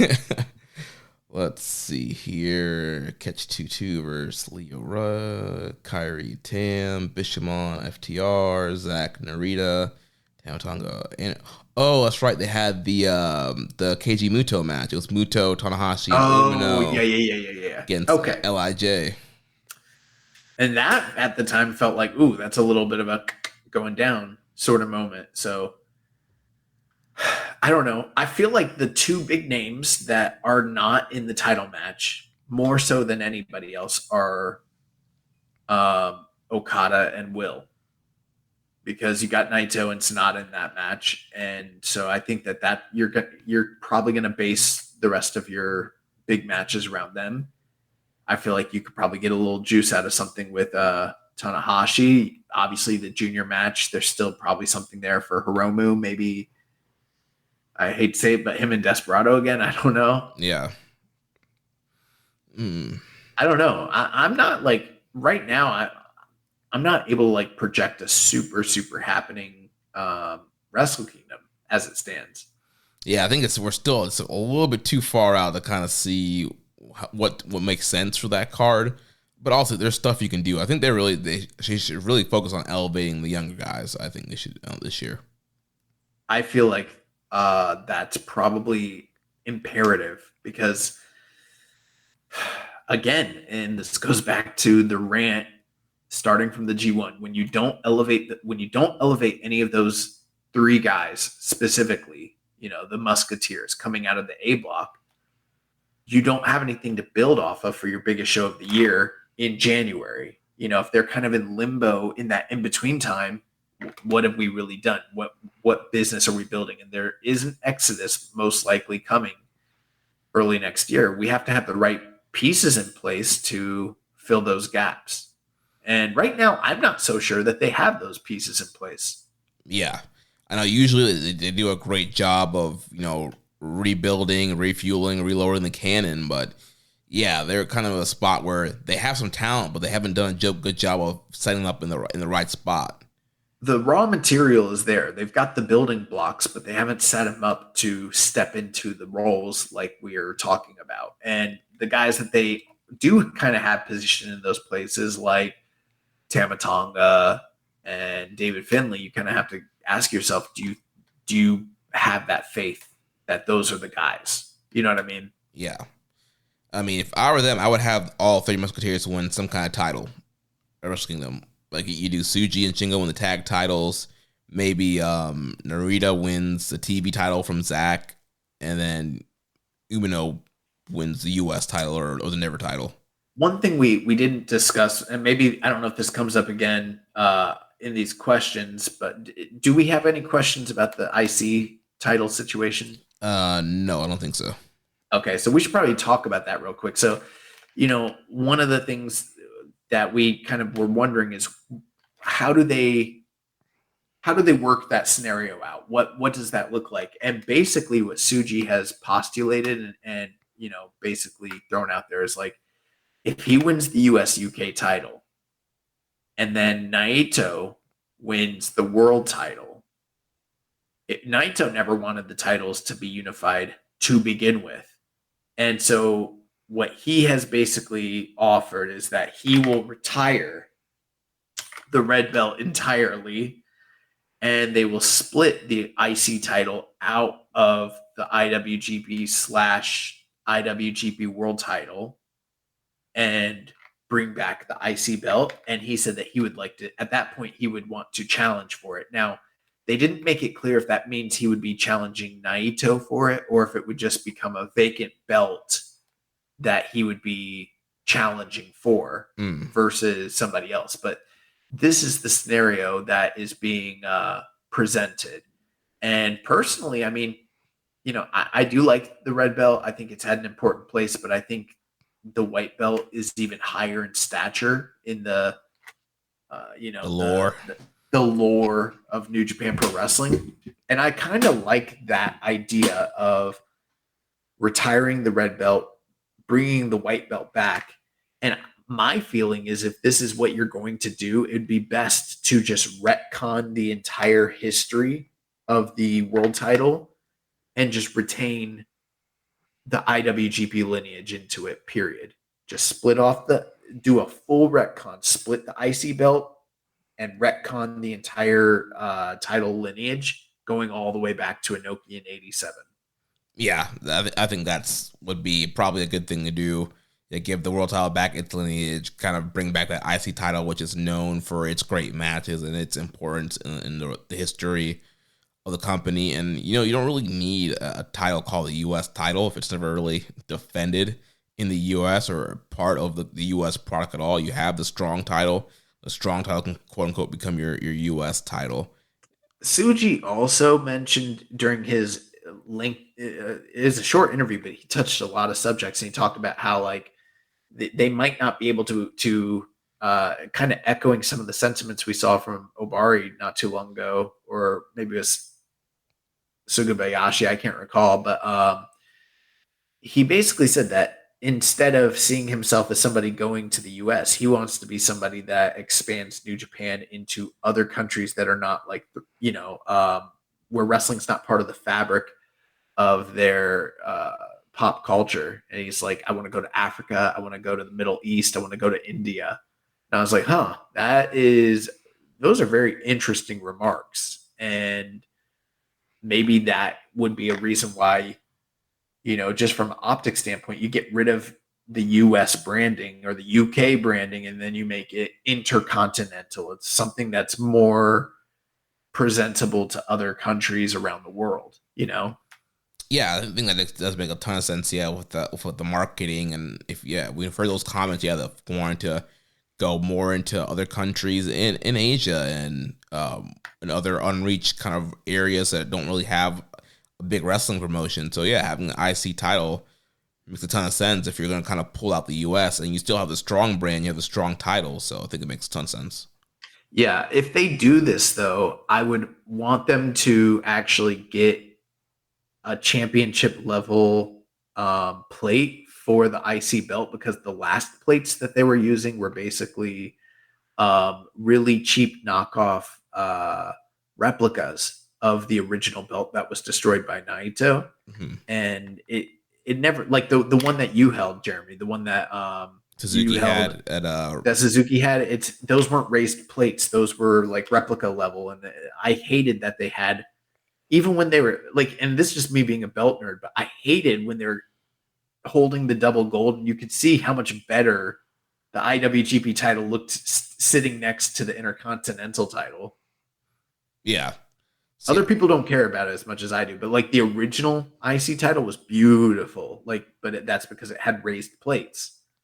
Well, yeah, hopefully they invest and, bring out an IC title that looks, I mean, who knows? Maybe they'll do a whole new design, but if they're even doing it, I mean, I don't know if they're actually gonna do this, maybe, but it does feel like, why continue to talk about it? Why have it be part of the conversation if you're not planning to actually go that way? Right. And Obari has like commented on stuff on Twitter. Gideon Gray has said stuff. So yeah, clearly it seems like there's something happening there. So I think it's going to come back. But something else we forgot to mention too, in the preview with the Zach Tsuji match, and we mentioned it earlier, was Zach versus Will, and Zach challenging Will for that title. And so is it kind of a foregone conclusion that Will's going to win, so you do Will Zach, or is it some kind of upset and you do Tsuji Zach and Will faces somebody else at Royal Quest?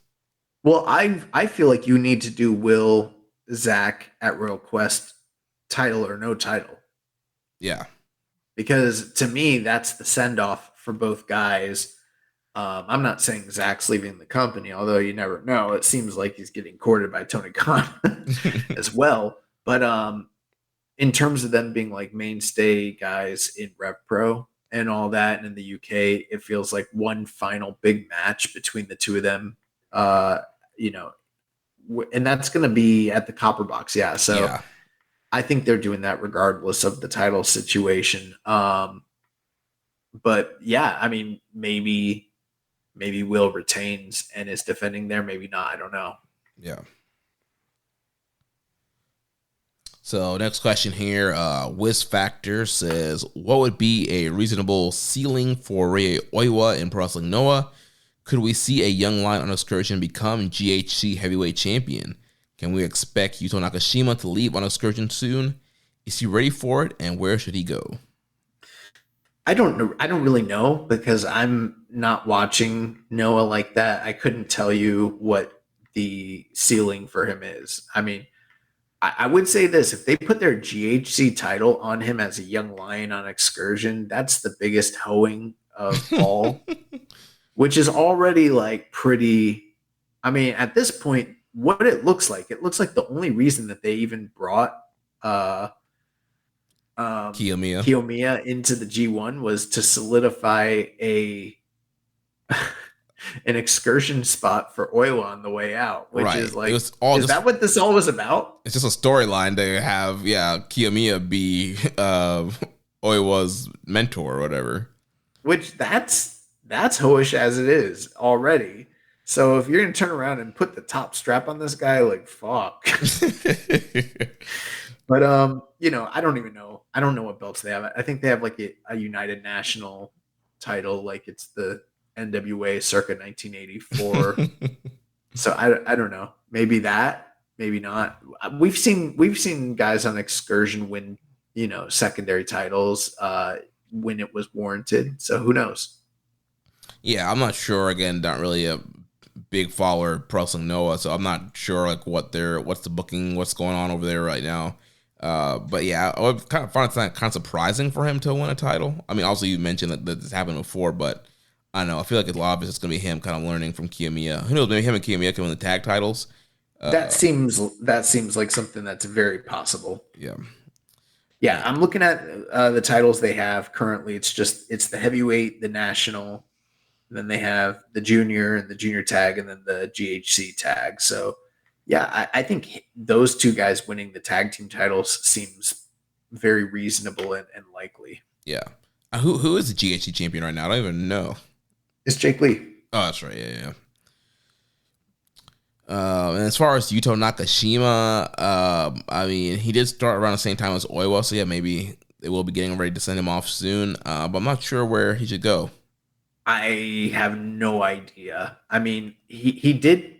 Honestly, he started before Oiwa and Fujita, but he was sidelined with an injury for so long. He kind of got bypassed by them. Yeah. So I don't know.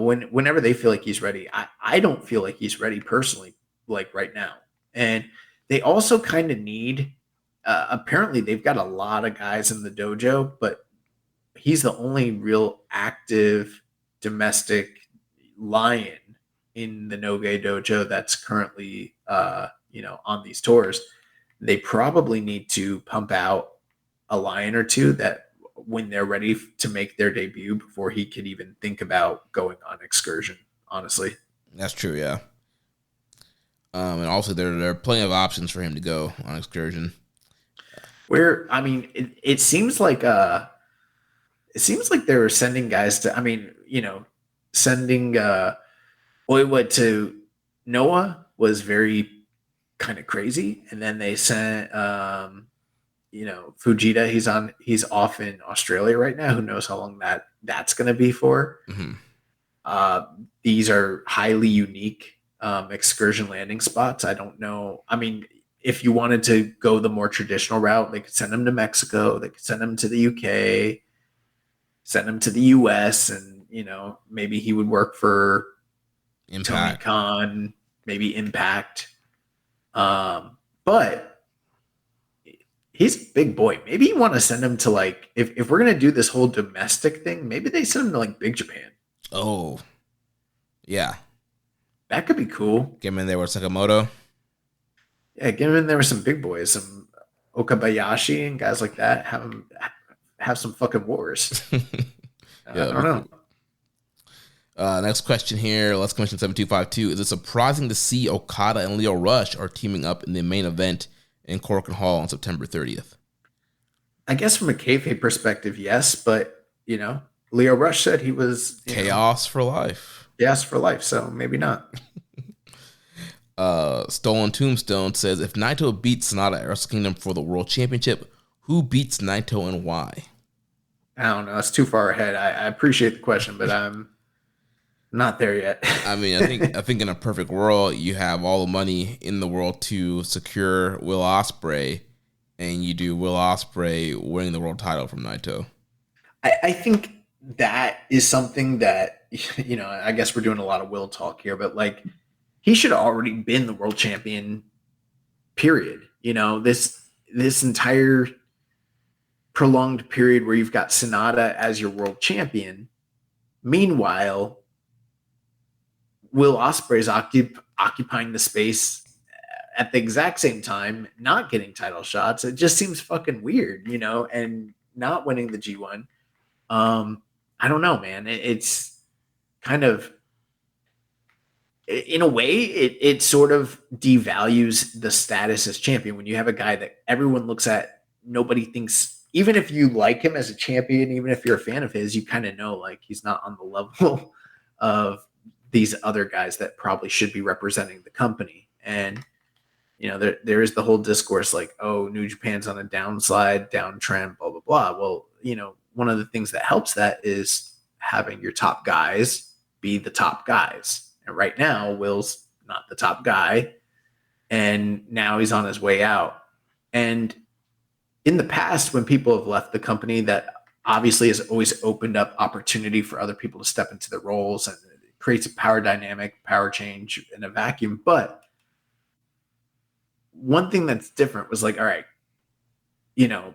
AJ Styles left, and we had Kenny Omega waiting in the wings to fill that void, and he became one of the top wrestlers in the world. And then Kenny left, and you had Will Ospreay waiting in the wings to fill that void.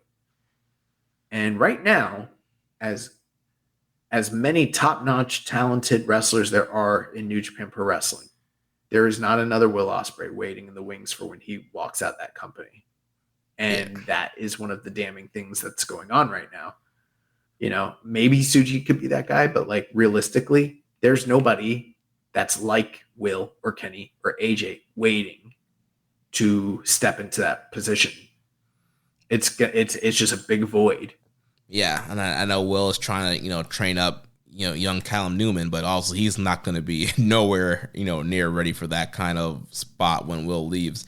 So yeah, there's definitely there's that missing kind of, like you mentioned, that kind of that Fergal, AJ, Kenny kind of guy. It doesn't have to be. I'm not saying it has to be a Bull Club leader type guy or whatever, but like one of the things that New Japan's always known for is being the best professional wrestling product that's out there, where the best guys wrestle, and then you've got someone who is amongst the very, very top guys in the world, and he's gone. And maybe if Jay was still here, I would be like, Jay's going to step into that role, but Jay's gone, and Ibushi's gone, and maybe he's a shell of himself. I don't know. And it's not 2016, it's 2023, and a lot of the other guys on the roster have aged or injured or whatever. And who is that person who is going to take up the mantle of Will Ospreay to say, I am the best wrestler in the world? And aside from the guys who are already at that level, like Okada and Ishii, I just don't see anybody that has shown us that they're there. Not even the top prospects, not even Gabe Kidd, not even Yota Tsuji and stuff like that. Like, someone really has to step up here, because this company is about to lose the best wrestler in the world. Yeah, it stinks, but I think it kind of forces New Japan to make some some moves and some decisions, and to heat some people up. And I think it's always interesting when you have these top guys leaving, because it kind of it forces New Japan to reload. So a lot of guys, like you mentioned, they're going to have to put their big boy pants on, step their game up, and there's a huge hole that needs to be filled. That any of these young guys, if they want it, it's up for grabs. Yeah. Next question here says, while looking forward to seeing Oleg versus Zach, that brought to mind other fun possibilities. Who would you like to see him wrestle in the near future? Where does he go on an excursion? If he somehow got a singles match at like Forbidden Door, who does he ideally wrestle? Oh, those are great questions. I don't know. I think he moves pretty well in a amateur style sense, and he does a few things pretty good, but he's still so green. It's so early. Mhm. And like I mentioned earlier, like he planted himself on his fucking head. Like, I'd probably want to send him to Rev Pro, like the UK, like get some more technical wrestling. I'd want to send him to Memphis to work for Jerry Lawler in 1999 if I could. I don't know. I don't know yet. It's too early. I just think it's too early for him. I don't think he's ready. Yeah, I don't think that he would get a singles match at Forbidden Door. No. I mean, guys like Naito can't even get a singles match at Forbidden Door. Right.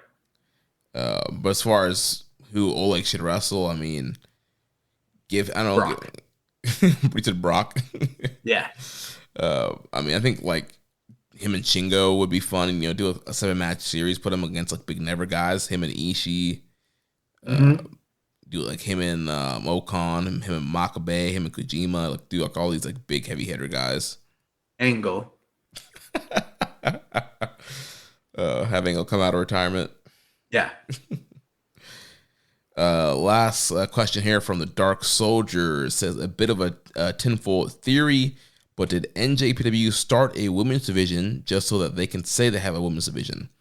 It feels like the entire time that they've started it, they've had no real game plan. They have no women signed. They now have 2 women's titles, and the champions aren't even from the company. They're infrequently on the show. No real storylines have been done with them. No real advertisement, just all hollow. Well, I think this is one of those things where it's like plans change. We had a very informative interview with Rocky Romero where we broached some of these subjects. And if you didn't catch that, that's on episode 300. It'd probably be worth your while to go and check that out. But, we do recall earlier in the year that the president of Bushi Road had mentioned that they wanted to have more crossover and do some new, fresh ideas. And it was pretty much, confirmed in the media that the idea of introducing an IWGP Women's title came from Bushi Road management.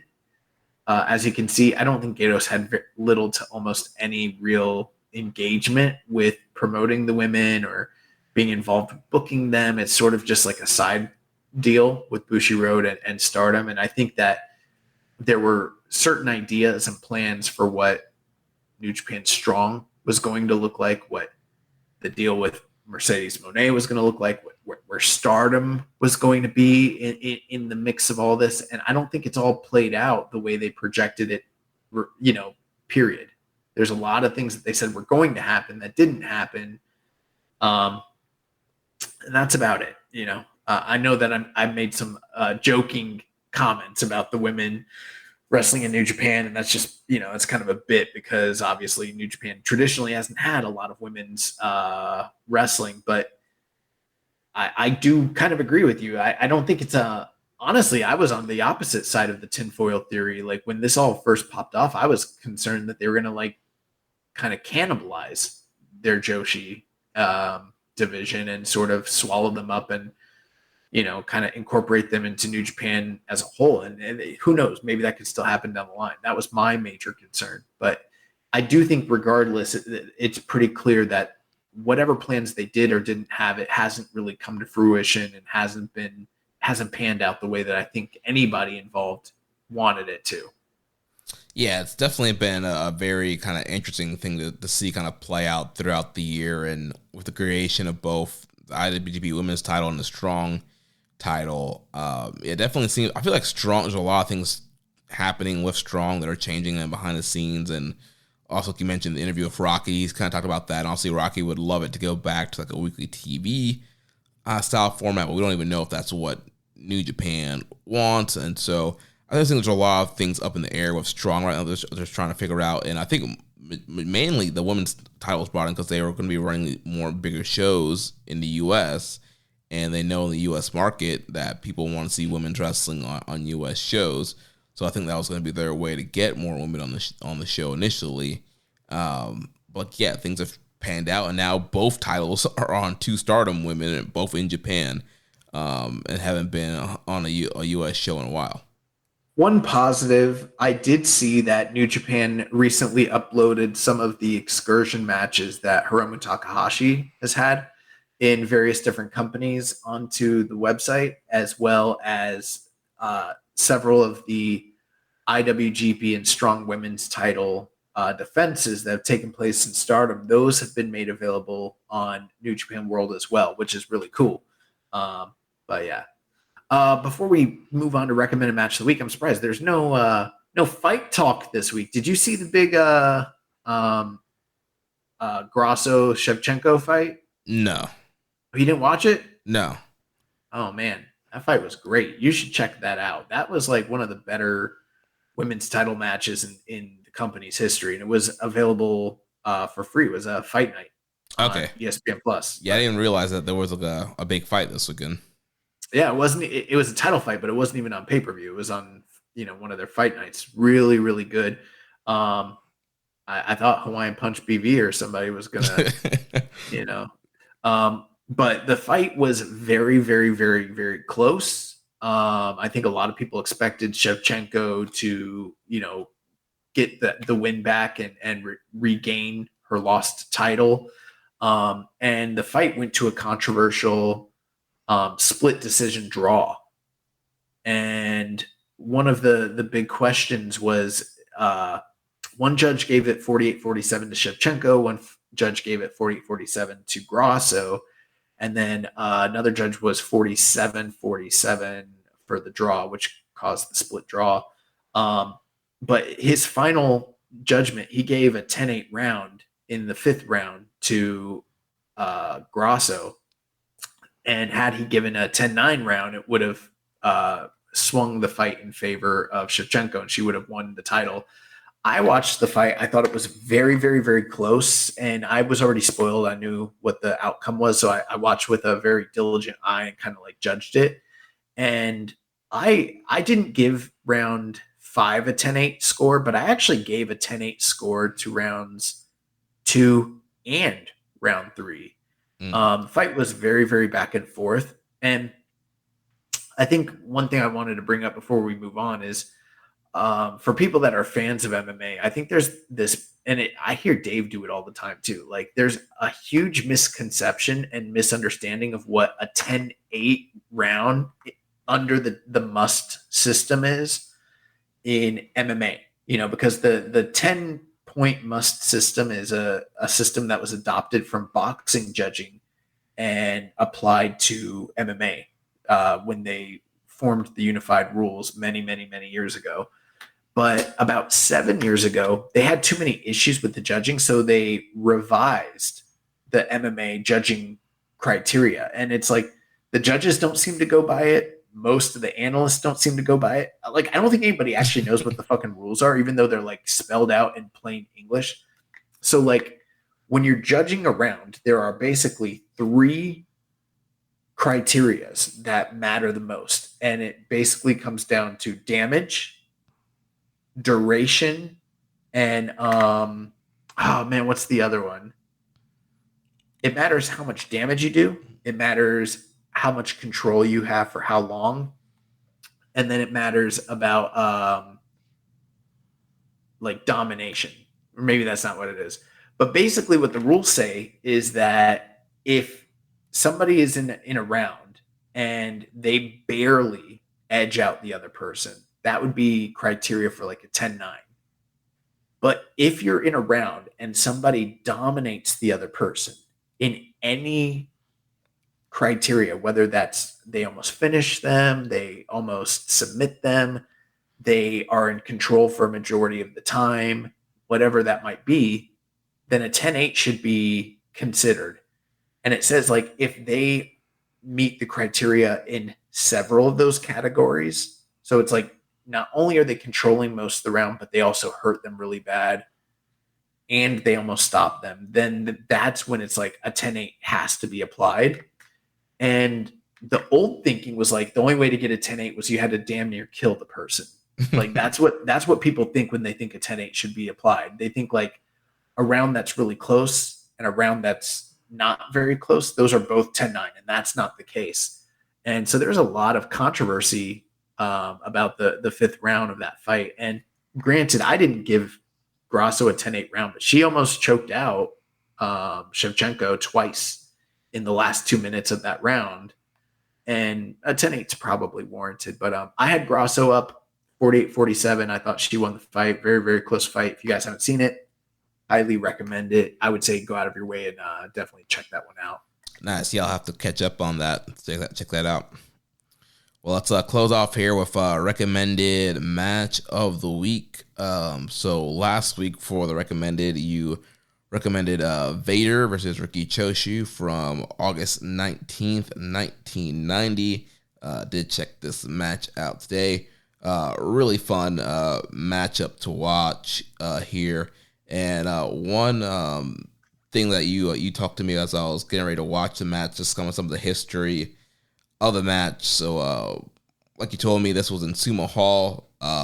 Vader had been the champ for a year, took the title from Choshu originally, so this was a big rematch. And this came after Vader's eyeball had popped out of his match with Stan Hansen earlier in the year, which ended up playing a big role in this match. So big rematch here. At the beginning of the match, both guys are kind of feeling each other out, trying to, get each other in the corner, hit some strikes. Vader ultimately gets control. He's doing this big kind of ground and pound on Choshu. He goes for Choshu's Scorpion Deathlock. Big kind of oohs and ahs from the crowd when he did that. And then from there, Choshu hits a series of punches to the injured eye. Mm-hmm. And that totally throws Vader off his game. He's selling the eye. He takes the mask off and he's trying to get some water or whatever. He's trying to get some feeling back in the eye, trying to see again, and he's selling the eye. But then eventually he takes back control, hits a big lariat, and then Vader gets back on control. He's pummeling Choshu, hits a big body slam, big body splash for a near fall, another lariat. But then Choshu comes back. Vader's going to the top to do a big splash, but Choshu cuts him off with a big superplex from the top rope. Big pop there from the crowd. Choshu's on fire here. He's hitting drop kicks, hits some lariats. He locks in the Scorpion Deathlock, but Vader escapes and he's pissed. I can't believe this guy got me in the hole and I almost was close to tapping out. He was mad. He got back in the ring and he was just beating the crap out of Choshu. Hits him with a big stinger splash in the corner. He's just jabbing the crap out of Choshu. But then Choshu gets a strike into the eye again and then just hits him with these series of lariats, 3 big lariats to the front, 1 from behind. It's a sliding lariat, and he beats Vader. Yeah. I really, really like this match. I'm not going to sit here and say this is the greatest, match you've ever seen, but I just like a match where it's like, all right, we're going to work a body part. What body part we're going to work? The eye. I'm going to punch you in the eye as hard as I can. What are you going to do in return? Because we're going to do double body part match. I think I'm going to work your eye. Okay. So I'm going to hit you in your eye as hard as I can. And you can hit me in my eye as hard as you can. He's like, yeah, I think that's the story of the match. We're just going to punch each other in the eye. This is great. And I really liked, bro, that when you say he was ground and pounding him, he really was ground and pounding him. Yeah, he was getting full mount and bro, it's 1990. This is before MMA even really actually exists in the States in any way. And he's fucking ground and pounding this dude like he's Mark Coleman in 1996. It's crazy. Yeah. And the other thing, the match is very violent. They're not holding back. They hit each other really, really hard, especially Vader. Vader is so stiff in this match. And then the crowd, it's 13 minutes, not super long. It's not the greatest IWGP title match, but they're in Sumo Hall and it's almost packed out. And the people just believe in Ricky Choshu. And every time he mounts a comeback, the crowd is just fucking on fire. It's a really electric crowd. And it's a really fun match. And they just hit each other really hard. It's on Daily Motion. If you haven't seen it, I'd recommend it. I'm probably Still close to 4 stars, even for the time period. Yeah, I would go, about 4 stars for that time period. Yeah, it was a really fun matchup, and Vader came out with the Mastodon entrance with the smoke and stuff like that, and it was like, man, how did like WWE blow it with that guy? Bro, I didn't want to say that, but that's true. When I was watching it, I had the same thought. Like, bro, the Vader formula was so fucking simple. You brought him in, you had him fuck up your top babyface, you had him go on a long, like, dominant run, and then you set up that same babyface to come back and beat him and regain the glory and make lots of money. And it worked. Every single promoter in the world made so much money with Vader doing this. Like, they did it in WCW, they did it in New Japan, they did it in UWFI, they did it in Mexico with Connect, they did it in Austria with Otto Vons. The only person who couldn't figure this shit out was Vince McMahon and Shawn Michaels. They didn't know what the fuck to do with Vader. Like, they're like, you know what we're gonna do? We're gonna do the opposite of what has worked everywhere else. We're gonna have Vader lose his first big match. We're gonna have Vader team with Goldust. We're gonna have the monster chase for the title. Oh man. Oh man, yeah, it is so weird that they couldn't figure the shit out. Yeah. Yeah. So then for excursion match of the week, I recommended Sonata versus Jake Something from Impact Emergence from August 27th of this year. I appreciate you giving me this match from the aspect that it was freely available, easily to watch on New Japan World. That's about the best thing about this match that I could probably point to is just it was easy to access. No, the match was fine. I thought that they were somewhere in Canada for their pay-per-view, and whatever venue they were in, it was pretty fucking cool. But Jake Something's good. He's a good hand. I think there is something there, but with him and Sonata, I mean, this was just I don't even know. This was just a really generic, basic level Gentleman's match. 3. Yeah, this was a gentleman's 3. There wasn't very much here at all. Like, this was Sonata phoning it in. The crowd wasn't into Sonata either. Like, he just hadn't. He did come out in special Muda inspired gear. I think it was gear that Muda had actually given to him, which was a little different. That was cool for his entrance attire. But, a Jake Something, even though I think he's got a great look and he's a great talent, he doesn't exactly scream like top-notch talent in Impact. It's not like maybe if they put Moose here, maybe Moose or Sami Callihan or someone of that stature, I don't know, should have been the guy jobbing to the world champion in a non-title match. I don't know, but it was fine. Like, but this was nothing that I would ever watch again. I barely remember the match. Crowd wasn't that into it. Had its moments. It was fine. So not making the ballot. No, it's not going to make. This was like much lower than most of Sonata's G1. Wow. Yeah. I mean, I don't know. I didn't even look what anyone else thought. Like, here, I'll look at real quick. Oh, and while I'm looking for this, I just remembered duration, damage, and dominance. Those are the 3 Ds. Yeah. That you look for when it comes to judging, whether a round should be 10-8 in MMA. But that was Slammiversary, right? That was Emergence. Oh, Emergence? Yeah. Okay. Impact. Emergence 2023.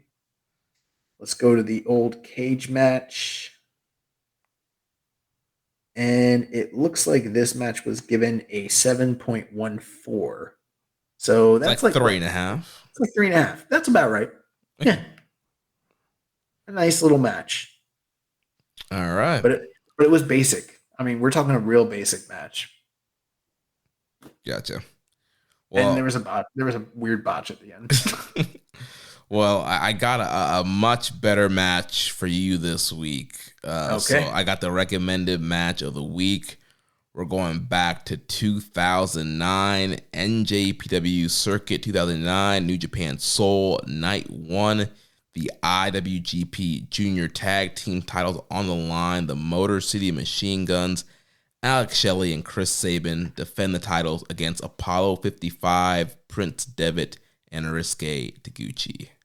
Yeah, this was an incredible, lauded event. I've wanted to go back and watch NJPW Circuit 2009 New Japan Soul Night 1. I cannot wait for the lore and the loftiness that is Circuit 2009 New Japan Soul Night 1. Yeah, and I think it's like a 9-something on Cage Match. No, I'm just playing about the tour, but yeah, this match is I think the Mercy Machine Guns and Apollo 55 had a couple really, really good matches. Yeah, this was their best one according to Cage Match. Yeah, so I'm looking forward to checking that out. And then, like I mentioned earlier, the excursion match of the week is this past weekend's match between Marufuji and Will Ospreay from Marufuji's 25th anniversary show in Noah from Cork and Hall. Nice. Well, that's going to wrap things up here for us this week. Next week, we'll be back to review Destruction in Kobe and cover all the latest news in the world of New Japan Pro Wrestling. So if you enjoyed today's show, please consider making a donation. Visit socialsuplex.com/donate and click on the donate button under the Keeping It Strong Style logo. Make sure to connect with us on social media. On Twitter, the show is at KI Strong Style. You can follow me at Jeremy L. Donovan. Follow the network at Social Suplex. On Facebook, facebook.com/Social Suplex. Also, the Wrestling Squared Circle Facebook group.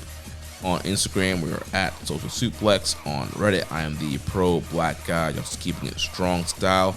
You can email me, Jeremy at socialsuplex.com. And don't forget to check out all the other shows that we have here on the Social Suplex Podcast Network. One Nation Radio, hosted by Rich Latta and James Boyd, and All Things Elite with Floyd Johnson Jr. and Austin Summerwitz. Also, we got a ton of great shows on the archive of that feed. A lot of great stuff from the Ricky and Clive Wrestling Show. We have some interviews with Darby Allin. Lots of great stuff in the archive of the network. So subscribe and check out some of the content from back in the day. And don't forget to subscribe and leave a rating and review. And we will catch you next week on Keeping It Strong Style, the ace of podcasts. Ichiban. Thank you for listening to Keepin' It Strong Style. We'll see you next time.